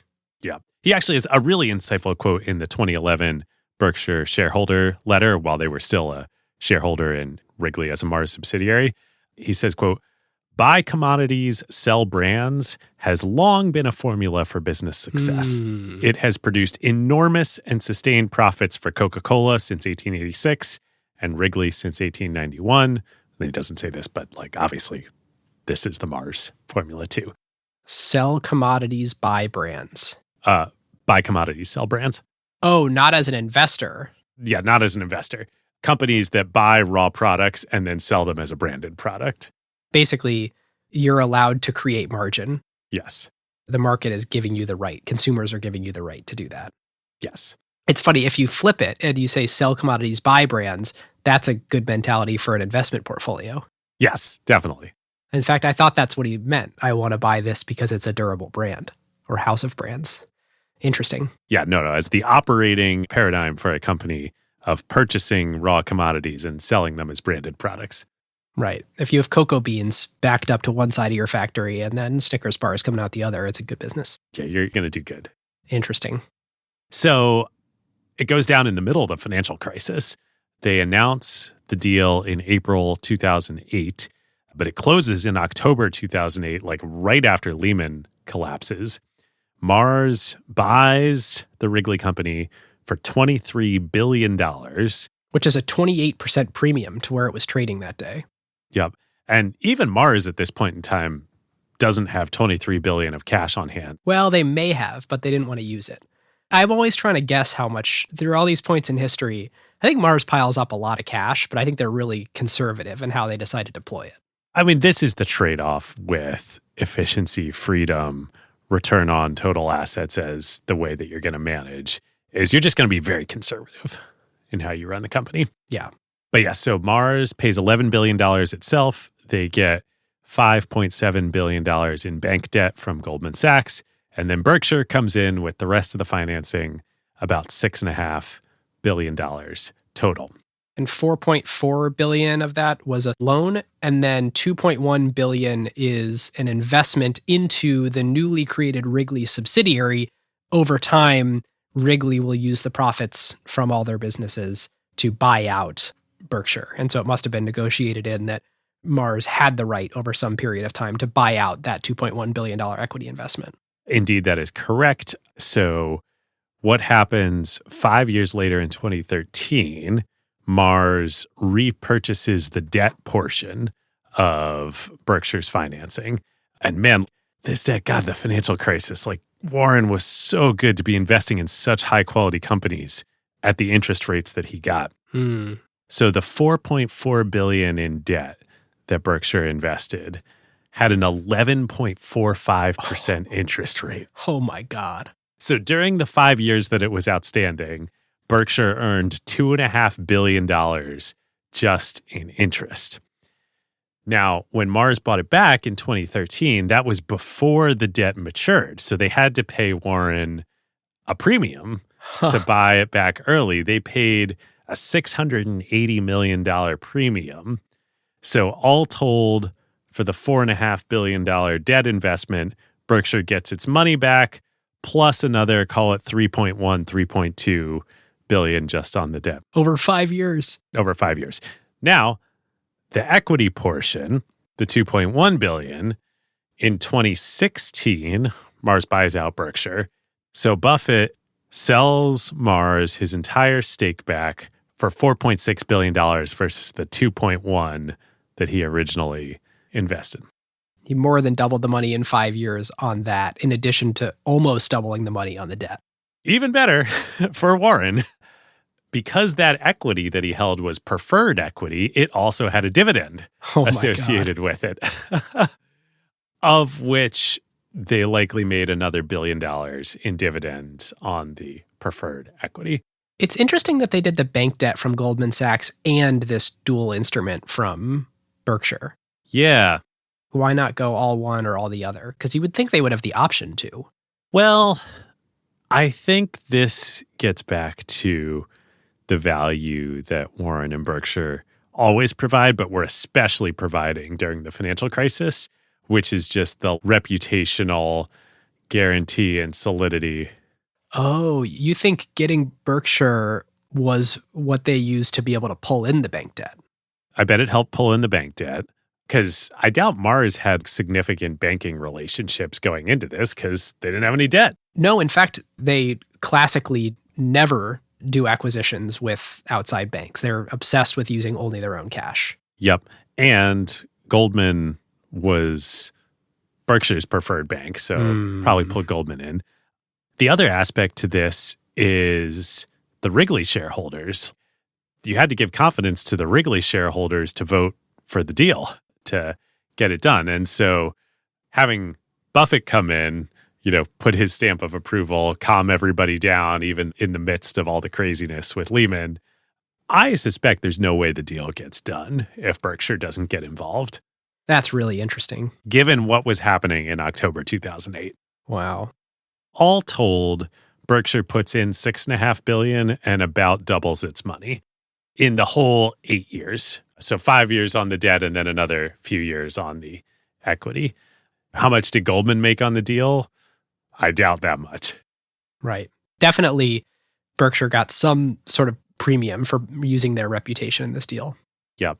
Now, interestingly, we didn't dive super deep on Wrigley as a company, but it's a very good business. Probably, I'm guessing, even better than the candy business, because gum, I believe, is mostly a petroleum byproduct. Is it really? Yeah. So for a long time, I don't know if this is still true, Goodyear, the tire company, was one of Wrigley's major suppliers. And it was like unused byproducts from petroleum. Gross. That if you can brand that and sell it to consumers, you're going to have pretty good margins. So Wrigley, I went back and looked at their old 10Ks before Mars acquired them. They had about 50% gross margins and 20% net income margins in the last, sort of decade of the company. Pretty good for a business like that. Not bad. Not bad at all. They also owned mints like Altoids and Lifesavers. That's the other big part of the business. Right. If chocolate is a expensive product to make, gum is a not expensive product to make. Yep. Okay, other things that happened in the 2000s, they bought a significant stake in the Banfield Pet Hospital chain, which is the largest chain of pet hospitals in America. And was started in partnership with PetSmart. That's right, because most of them are actually in PetSmarts. Yes, that partnership is now ended, and Mars now owns Banfield outright, 100%. And I believe in 2007, they took a large stake, and then in 2015, they fully bought out PetSmart for 100% ownership. That's interesting. It is worth noting, we did some sleight of hand there. That's a completely different business, pet hospitals, than dog food. Related, in pet care, you can use the pet hospitals as channel for your dog food, but very different type of operation that needs to be performed. Yeah. This really is the big story about Mars of the last 10 years. So after they fully acquired Banfield, in 2017, they acquired VCA. Which is even bigger, right? Yes, they were the largest independent vet hospital operator in America for $9 billion. So like a large acquisition. And Ben, like you say, there's two interesting things about getting into this business. One, it's a super different business. We're talking about a services business. Like this is not manufacturing. Yep. So very, very, very different DNA. I think a big part of the strategy, though, like you said about distribution of pet food, in 2002, Mars had bought a French pet food company called Royal Canin, or I've also heard it pronounced Royal Canin. And Royal Canin makes prescription pet food, like especially for like an aging dog or a mobility challenged dog. And as dogs became more and more family members and people started caring for them more and more like humans, prescription pet food became a really, really big business. So I think Royal Canin was like a grand slam acquisition for the company. And I think that's partially what led them to then get involved with Banfield and VCA of like, oh, well, let's consolidate a lot of the distribution and value chain here in this prescription pet food business. Pretty interesting. I mean, it's a very different business, but they run so decentralized that it's probably okay that it's a services business. And you're not having people who are making candy trying to run a veterinary clinic. It's a pretty small head office, and it's a very decentralized operation. I think the decision-making authority really rests with the board still, but these independent operating groups are independent operating groups. Yep. I'll pull a playbook theme forward, which is that this company obviously grows through inorganic acquisitions. So in buying Wrigley, Royal Canin, VCA, all these... Mars itself, they've kind of overpaid on a price to earnings basis. I mean, Wrigley was a 35x and a 27% premium over the public valuation. Royal Canin was a 39x. But if you kind of think about, especially with Banfield Pets Hospitals, they really understood what they were buying. So they were able to underwrite better than anyone else. And I think this is very similar to the idea that Ho Nam shared with us way back in our 2021 episode, which is multiples are kind of a blunt instrument used for valuation when you don't actually deeply know and understand the business. And when you do, you can just underwrite better than everyone else, and you have more margin of safety in the price that you are willing to pay than the rest of the market does. So when they want to come in over the top at a 35x for Wrigley, maybe they know more about Wrigley than other bidders do. Interesting. Yeah. Or at least the case on Banfield was we've owned pieces of this business over and over. And so now that we've amassed a minority share, we feel good about buying a majority share. Yep. I totally buy it. Arvin from Worldly Partners had a good comment to me about this, that they shoot bullets, not cannonballs. And when you sort of see that in an acquisition strategy, you should be careful not to judge too harshly when people overpay for things because they're taking these little baby steps to try and understand first, and maybe they know something you don't. Yep. Speaking of, they ran this playbook again with their most recently completed big acquisition of Kind Bar. Yes, $5 billion in 2020 after buying a small piece of it a few years earlier and then buying the rest of it in 2020. I didn't realize how big Kind was.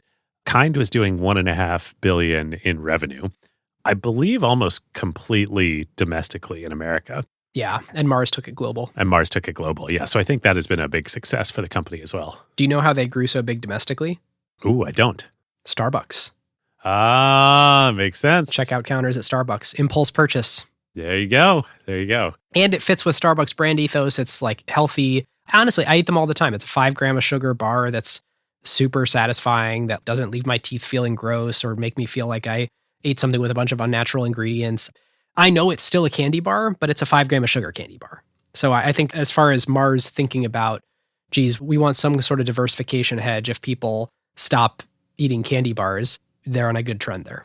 Which leads us to the final piece of the story, maybe, which is the biggest deal that the company has ever done. Yep. Or is attempting to do.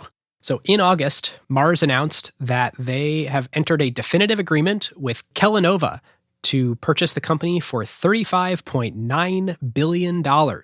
So what is Kellanova? Right. Yeah, as we were researching this and getting into this, I was like, Mars is paying $36 billion. What is Kellanova? It's like Mondelez. You're like, ooh, what's Mondelez? That sounds interesting and foreign. And you're like, oh, it's Kraft. It's like a weird corner of Kraft.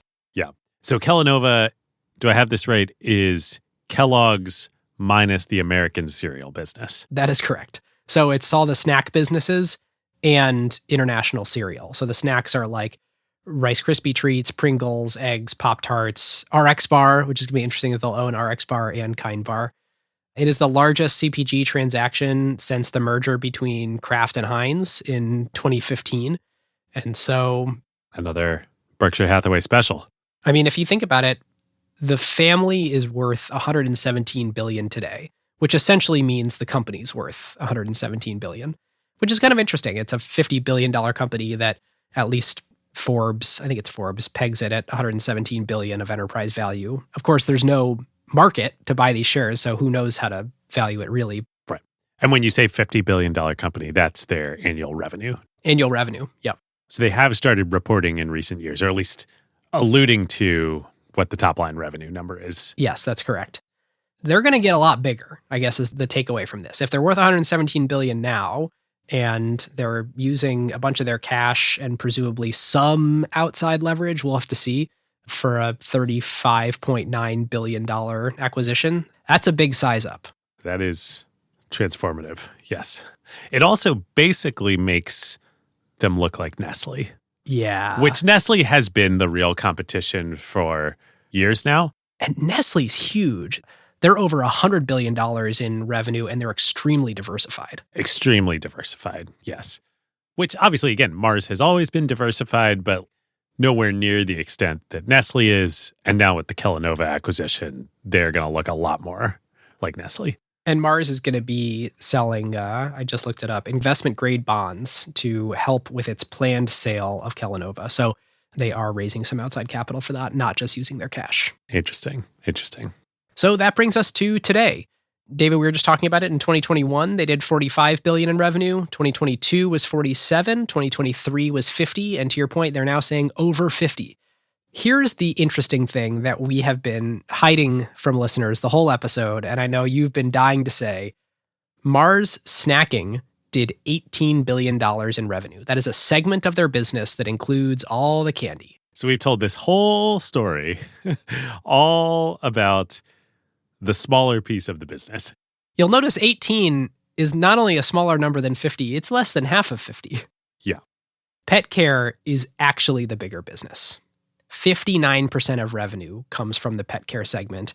And of their 140,000 employees, almost 100,000 work in pet care. Yep. Of course. Services business. They own thousands of hospitals. Yep.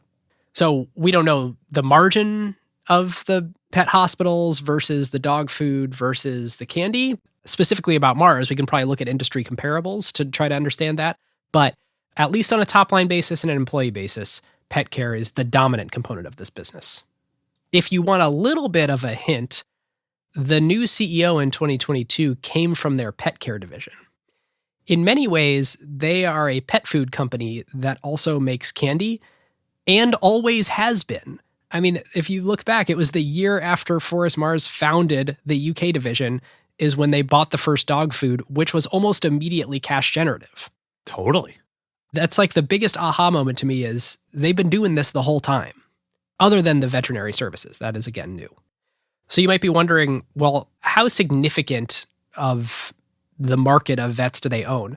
Mars owns 3,000 locations out of 35 to 40,000 vets in the US. So that's like 8% of vets. They're not just exploring vets. They're, I don't know, the largest or one of the few largest player in vets in the entire country. I think they are the largest. There are other vet roll-up plays. It's been a darling of search funds and private equity in the last decade is veterinary roll-ups, dental roll-ups, stuff like that. Yeah. Looking at the market, at least in the US, Mars and Hershey each have about 24% market share of candy and confections, and no one else even comes close. It's the Hershey and Mars show here domestically. Internationally, it's kind of a different story. It is a very fragmented industry. Mars is the whale with 11%, but the next highest are 7% and 5%, and only a third of the market is made up by the top 5 companies, Mars, Mondelez, Ferrero, Hershey, and Nestle. So 2/3 of international candy and confections is made up by smaller companies. And that is even after all these mergers from the last few decades. So there's still this huge international long tail of candy companies. Wow. Because there's already been huge consolidation. Yeah. So that is the shape of the business today. You've got a pet business masquerading as a candy business, and we continued to perpetrate that narrative. Yes. Now, obviously, the pet business, huge, bigger in revenue, and I'm sure very, very large in profits as well. I don't know. I'm just purely speculating, but I suspect profit contribution-wise, they're at least equal, if not bigger, on the candy side. Oh, man. I could be totally wrong. I don't know. I don't know the economics of pet hospitals. Yeah. I would love to know that. If your last name is Mars, please reach out or join us in the Slack, acquired.fm/Slack. We'd love to hear from you. Yeah. Power? Power. So this is a segment we do in analysis in every episode based on Hamilton Helmer's excellent 7 Powers book and framework. And the idea is that there are 7 ways that a business can sustainably generate significantly more profit than its closest competitors. And those 7 ways are through counter-positioning, scale economies, network economies, switching costs, process power, branding, and cornered resources. We have spent a lot of this episode talking about the biggest and most obvious one here in scale economies. Actually, like a lot of the businesses we study on this show, scale economies is the biggest deal. It is actually kind of crazy. It's almost always scale economies is a big part of it. I think for the biggest businesses in the world, it's these businesses that operate at high gross margin in very large markets where you basically can build out a massive, massive fixed cost base and then have great operating leverage. Can you amortize your high margin sales in huge volume across a comparatively small fixed cost base? Manufacturing businesses are like that. Software businesses are like that. Cloud computing is like that. Exactly. And the businesses that get the biggest tend to benefit from this principle. Totally. Okay, scale economies, check. Done. So there's a thing I want to bring up with you, and this has been a debate in the Acquired Slack. I don't know if you've seen it at all, around branding. So the classic definition of branding, and I need to reread 7 Powers to refresh myself on this, but the idea is if I show you 2 products side by side that are identical, but one is branded, will you pay me more money for the one with the better brand? You know, the Tiffany ring versus the unbranded ring. Yep. I think there's another way that branding shows up. Okay. We said that IKEA doesn't have brand power last episode. That's obviously not true. It might be technically true in that they don't take margin because of but they have to deploy their brand power in another way. In the same way that Mars, I don't think, charges more for a Snickers than a different candy bar. Mars doesn't take price in the form of brand, but they do something else. There's brand power here for sure. Consumers pick Snickers over unbranded, random, unsafe, untrusted candy bar. Definitely. I think it's got to be a version of our Costco episode, scale economy shared, brand power shared. There was someone in the Slack that pointed out that this brand power could translate to volume. Essentially, if you trust the brand more and the prices are the same, you just buy more of it over time. So you give more absolute margin dollars to that company over time, especially in a reoccurring purchase business like this. That's the way that brand power accrues. It's not in margin percentage, it's in total lifetime margin dollars. I totally buy that. So by that definition, they absolutely have branding. Yep. I've got one I want to talk about. I'm curious if any of the other set jump off the page to you. I think the candy industry used to have cornered resources. I don't really think it does anymore. Same with process power. I'm not convinced that anyone's actually developed a superior way to make something that is not known by others in the industry. I think Mars has always had the best technology and the best equipment and the best resources. There's actually great stories about Forrest, perhaps both himself, but also through employees and outside firms he'd hire, would come up with all these technical improvements to the manufacturing equipment, but they would never patent it because he didn't want to tip off any competitors. Makes total sense. Keep it trade secret. Yep, totally. No, none of the others jump off the page to me. So obviously, we did not do a deep dive on the pet business, despite it being the larger business. I think, though, the main power in the pet business is switching costs. Oh, if your dog doesn't have problems with its current food, you're never changing to another food. Yes. Well, there's a couple dimensions. One, you're never going to change to another food because it's going to cause digestive issues for a while. Like, imagine if you only ate one food for years and years of your life, and then all of a sudden you started eating. What are we doing? We should be feeding them table scraps so they get a well-rounded diet. Just like the 30s. Exactly. Yeah. Exactly. I mean, it happens. Dogs switch food all the time, but it's not like humans choosing to eat something else. It's a process. Right. But then pet hospitals, like vets, like huge switching costs. So I actually think this is like the primary power in the business on the pet side. Yeah, I think that's right. Okay, that's power. Should we do playbook? Yes. The first one that I have is that you actually can build a durable, sustainable business through great marketing, not just great product. And this makes me uncomfortable as someone who kind of doesn't want to believe that, who always believes the best product wins. I mean, on the Meta episode, the takeaway was their growth came from product and not from marketing. On this episode, I kind of feel like it's the opposite. The whole thing is the story of marketing campaigns and how whoever had the better message for America at that moment, I mean, at least post 1960, was able to lean on that. After the advent of television. Yeah. And of course, paired with distribution, paired with grocery stores, paired with... Actually, let's talk about the ET thing. Yes, let's talk about the ET thing. This is really fun. So in the late 1970s, early 1980s, when Spielberg is making E.T., the movie E.T., he's written into the script that E.T. is going to be lured into the house by a trail of M&Ms. And anybody who remembers the details of the movie remembers that it is not M&Ms. And M&M's passed on the opportunity because it had to come with a guaranteed $1 million of co-marketing, consumer promotion, trade promotions, displays featuring E.T. Mars was not down to do that with the M&M's characters and passed on the opportunity. If you saw the movie, there's a pretty memorable moment where it's Reese's Pieces. Yep. This was relatively early in the brothers' tenure. So I wonder...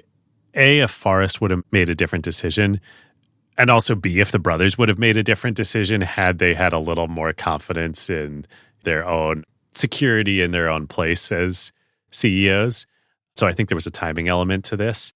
Hershey almost passed too. Someone had to basically go bang down the door and say, I'll actually pledge $1 million from my budget that I was going to use for other stuff to use for this instead. So the Hershey leadership was also going to pass on it. Yeah, I mean, this was one of, if not the biggest deal up until this point for product placement. Yeah. It was a paradigm-setting deal. And it worked in a huge way. Multiple sources cite that it 3x'd the sales of Reese's Pieces when this came out. And Reese's Pieces, they launched it a year before. It had done well initially. It kind of fell off. And then they were trying to use this to, hey, maybe we can galvanize sales. And I think it tripled Reese's Pieces sales for a while. And then it ultimately, everyone knows Reese's Pieces are not M&Ms. They're good, but they're never going to be competitive with M&Ms. But, at least in my experience, I haven't been to a movie theater much lately, but I believe there is a lasting legacy of this, which is Reese's Pieces are a mainstay at movie theater concession stands. And it's all because of this. Totally. So maybe the takeaway is actually M&Ms are a better product and Reese's Pieces are sort of this specialty niche product, and that's why they don't have the market share. And maybe that this whole postulate is wrong, that marketing can create durable brands, and the reason why all these Snickers and Milky Way and M&Ms are victorious is because they're just better products. Well, I think they're good products, but I think it's like the nostalgia element is just so huge. Right. They're somewhat commodity products, or it could have been either product. And then it was about who could create a better lifetime story over the story of your life about the associations you have with that product. Yep. I think the candy industry is much like the luxury industry in that once you have an established product and product brand, it is impossible to kill it. You just can't. I mean, all the fumbles that Hershey had for decades and decades, still That's true. Today, what is a chocolate bar in America? It's a Hershey bar. You just can't kill it. That's so true. And let's flip back to the Mars side of the world. The associations that they have leaned into with the brands that people love, it's a very Disney-like playbook that M&M's has run. In fact, they operate a M&M store in Disney World or in Disneyland. I can't remember which one. But they associate with the holidays. They've got that commercial where the two M&M's characters come in the house. Santa's just come down the chimney. They run into them at the Christmas tree. They do exist. So great. I mean, it's a classic. They've run it every year for 20 years or something. I think it started in the 90s. Yeah. The Rolling Stones they've associated with for Snickers. They had the I Can't Get No Satisfaction ad. Obviously, the Olympics. I mean, I'm looking at my Snickers bar right now. The only other logo on it that is not Snickers is the NFL. I mean, they find ways to associate with national or global premier brands that everyone loves, that you have nostalgia for. In fact, NASA, they went up on, I think it was the space shuttle. NASA can't obviously endorse because it's a government agency, but it's on the menu and it's a part of all the astronaut videos you watch where they're popping M&Ms up and having fun trying to chase them around the cabin in zero gravity. It's been a strategy for Mars to chase known, loved, universal brands. Well, sounds like we've learned a lot here at Acquired from the Mars playbook. Yep. Another one, just like the innovation on commercials, think about how long they've had those computer-generated M&M's characters. I looked it up. The first one I could find was in 1994. Jurassic Park was in 93. And that was effectively the first use of computer-generated 3D modeling in cinema. That's right. Within 1 year, they were running commercials with those characters. Yeah. Wow. They know how to create these durable marketing franchises and moments. In some ways, it's actually shocking that they missed E.T., given how good they've been in all these other facets. And ultimately, the E.T. thing's a fun story, but did missing it really hurt them? Not really. Not in the long run. No. My last one around this is, in this sort of marketing world, do you remember in 1995 when they said they were going to do away with the tan M&Ms? Yes. Do you remember anything about that? Is that when they were replacing it, when there was a vote, right, of Yes. which color to replace it with, and blue won? Absolutely. Genius. Total genius. They needed to spice it up because basically it was boring. And does it cost them anything, or does it have any impact on their business if they change the color of one to something else? No. Do they actually care what it is? No. But they got millions and millions of Americans to call 1-800-FUN-COLOR which, by the way, I called yesterday. Oh, amazing. It is no longer in service. You call 1-800-FUN-COLOR to vote. So they're giving everyone this like vested interest in what the new color is. Blue wins. Blue replaces tan. They lit up the Empire State Building after announcing it was blue with blue. Genius. So great. This is like the Facebook internationalization where they have local people in each market translate and then they feel ownership over the product. Yeah. Yes. Totally. All right. That's all I got on their consumer marketing. I'm sure you read too, Mars is constantly rebalancing the ratios of colors in M&M bags to suit current tastes. Yes. It's amazing. Yeah, it's not even. I was shocked. I was like looking at the bag I'm not going to go count, but apparently it's a secret what the ratios are. But I think they're adjusting it constantly. Interesting. I believe that. Okay. Next one I've got is be a recession-proof business. I thought candy was the one I was talking about, and the deeper I got into the research, I realized, nope. Pet food is one too. People don't stop buying candy when times are bad, and they certainly don't stop feeding their pets, especially now in this era where we consider pets part of our families. And I think the data shows it. If you look back at 2008, neither of their businesses took a hit from being in that recession, and that's an awesome business to be in if you can get it. Yep. A corollary to being recession-proof is being universal. A survey done by the Food Institute says that 98% of households buy candy every year, and of those, 97% are reoccurring purchases at an average of 35 times a year. Ooh, wow. Again, good business if you can get it. It's just like our Starbucks episode too. Sugar is an addictive habit, so all the research, I don't know, it seems like sugar is way worse for our bodies than coffee. I'm not at all worried that I'm addicted to coffee. I'm pretty worried that I am addicted to sugar. In fact, I feel pretty crappy after eating all these M&Ms and Snickers. I probably ate more than a recommended amount because we've been sitting here for 5.5 hours doing this. But that's probably the most concerning thing about the whole business is they're extremely participatory in the increase of sugar consumption among Americans and around the world, and that it's very good for their business, at least their original core business, if we eat more sugar. So I can see why they're diversifying away from those core franchises. Into Kind and Kellanova, et cetera, et cetera. Yep. More Kind bars are in my future. Maybe some detox tomorrow. All that said, no matter what happens, I don't think M&Ms and Snickers, they're not going anywhere. Even if everyone starts taking Ozempic, I don't actually think chocolate sales are going to fall. In fact, all the numbers show to this point, everybody who's been saying, oh, people are trying to eat healthier and they're doing their very best and they're changing their habits, chocolate revenues are still at an all-time high. Yep. I think this is a good place here in Playbook. There are a couple things about chocolate that I want to talk about that are more general than specific to Mars. One is just that chocolate, I'm sort of biased here because I love chocolate. Me too, same. I loved doing this episode because I love learning about chocolate. It really is a food. Part of that is marketing, and part of that is 100 years of Mars marketing and Hershey's marketing and all that. But really, when you were describing the production process of chocolate earlier in the episode, like it is one of the most complex, rich foods on the planet. When Milton Hershey shut down and got out of the caramels business, he thought caramels is a fad, but chocolate is a complete food.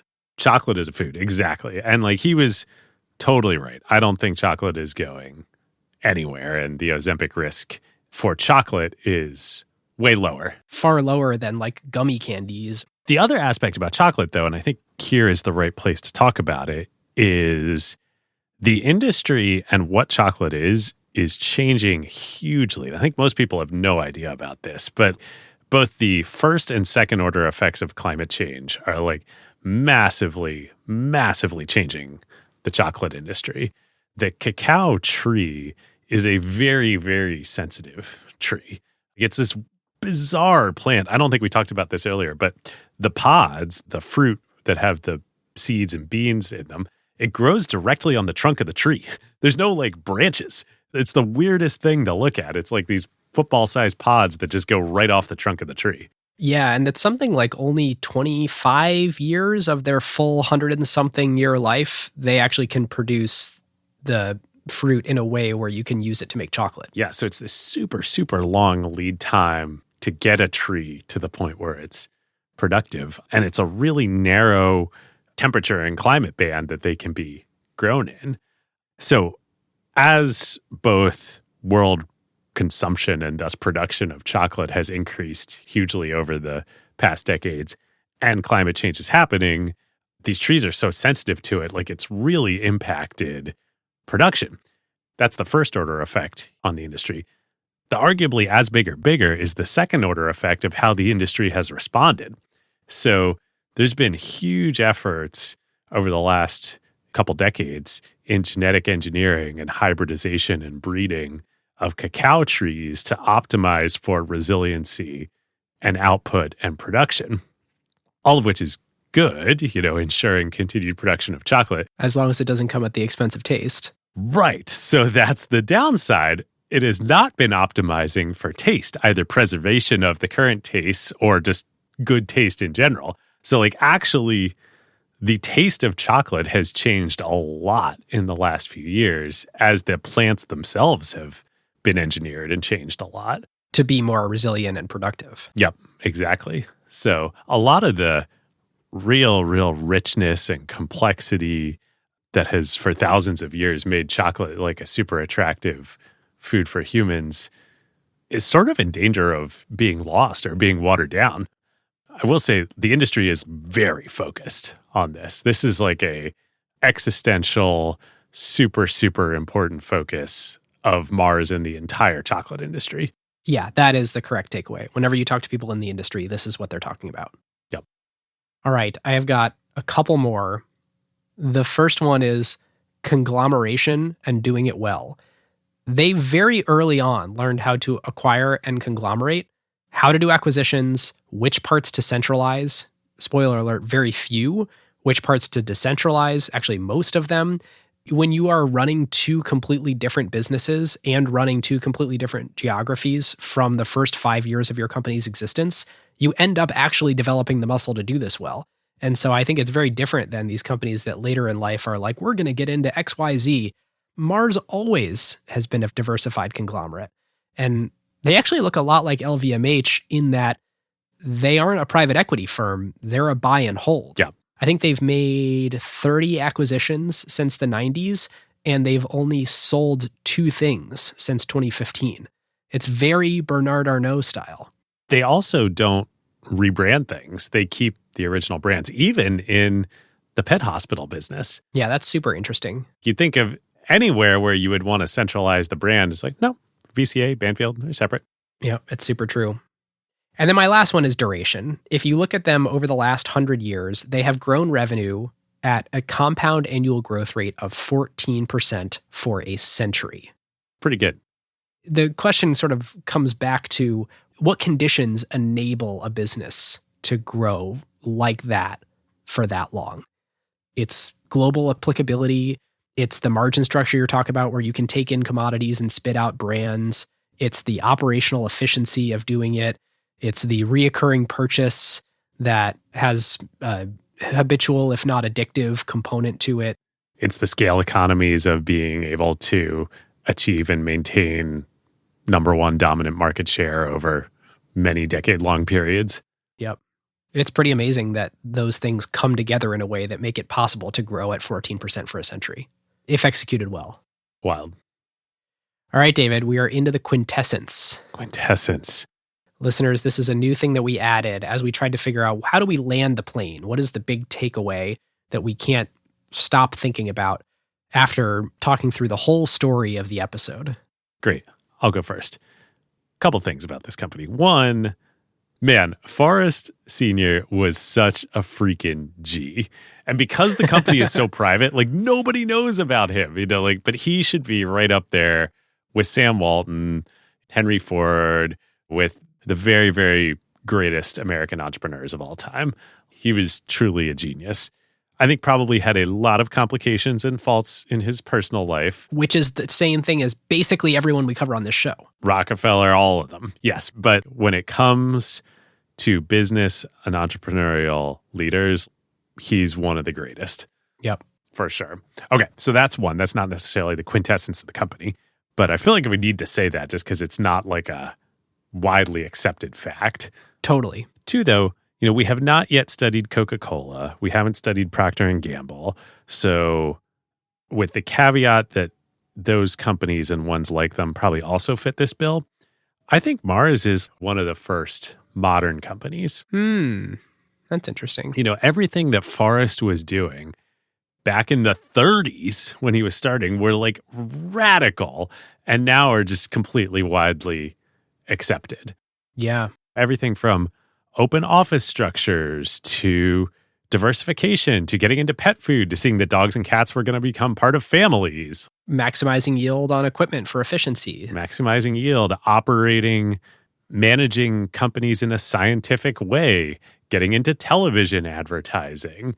You know, all of it. He was like really, really visionary on this stuff in an era where none of his competitors were doing this. I mean, God, the market research and the positioning that they did with M&Ms, taking what essentially was a failed product and then doing the research to understand who the target consumers were and who the target buyers were and how that was different, and then tailoring marketing messages appropriately for that. Way, way, way ahead of its time. Yep, you're so right.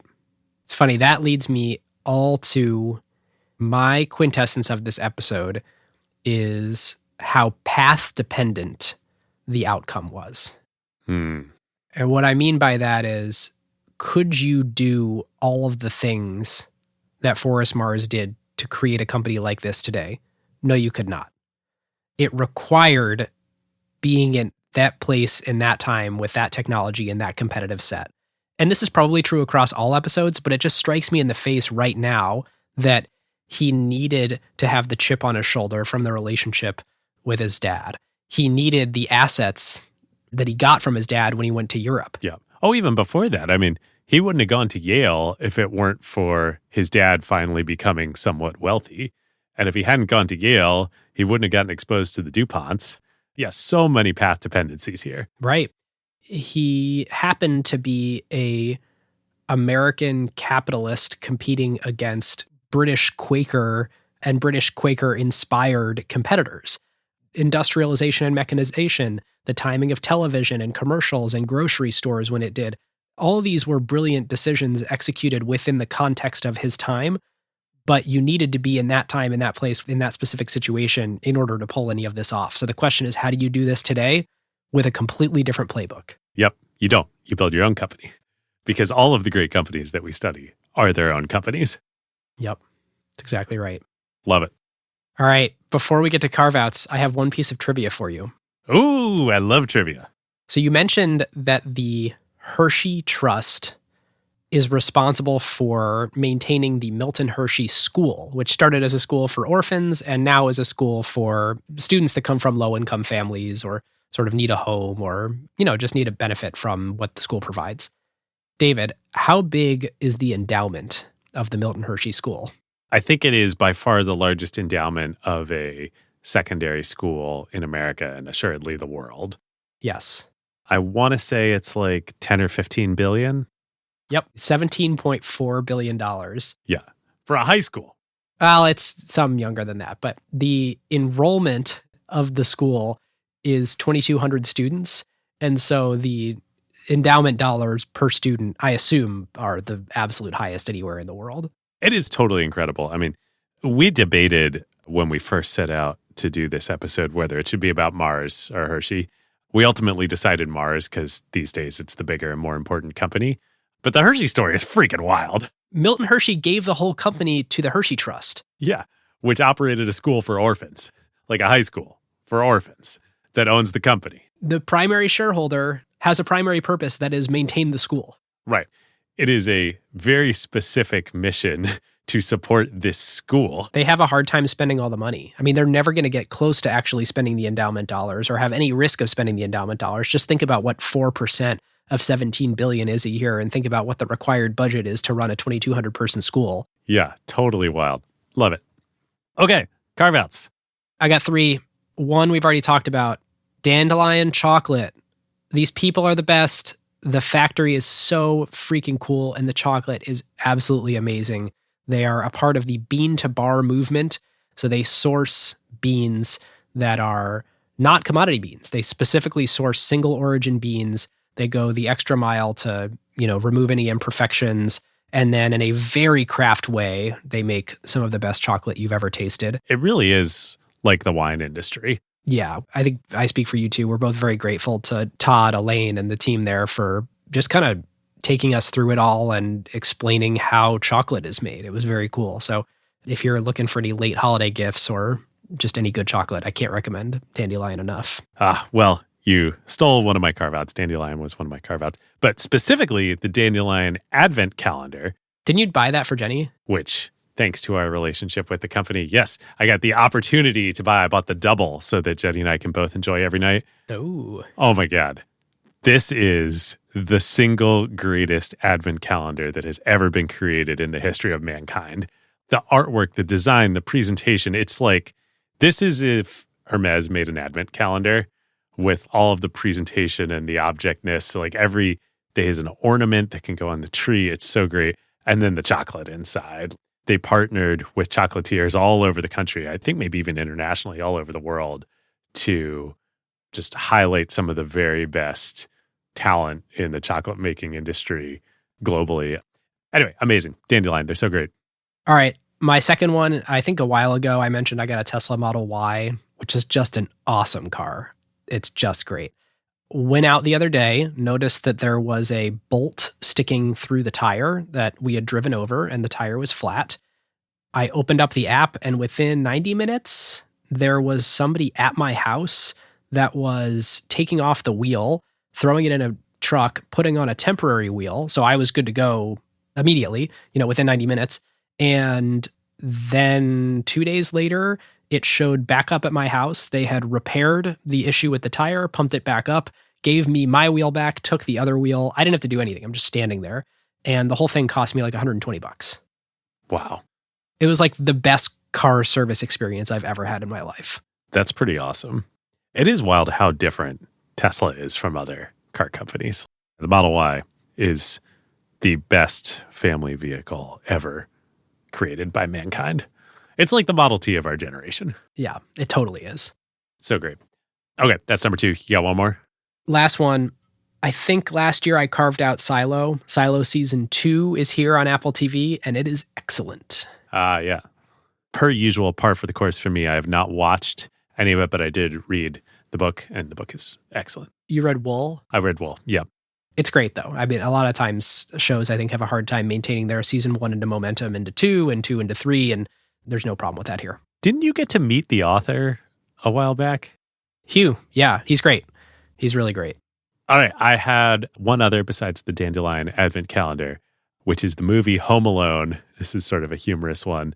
But since this is a nostalgic episode about our childhood and the holidays, Home Alone was my very, very, very favorite movie growing up as a kid. I saw it in theaters when it came out. I was the perfect age. I think Macaulay Culkin and I are roughly the same age, give or take a year. Loved it so much. After Thanksgiving holiday travel this year, I have a whole new appreciation for that movie, which is the perspective of the parents. Did you leave one at home? No, but I almost... Did you come close? I now understand exactly how it could happen.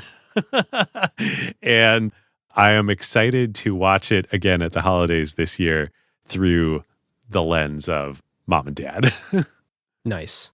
Yeah, Thanksgiving travel was pretty wild this year. We went back to Pennsylvania to visit my parents, and it was exciting on the plane ride there.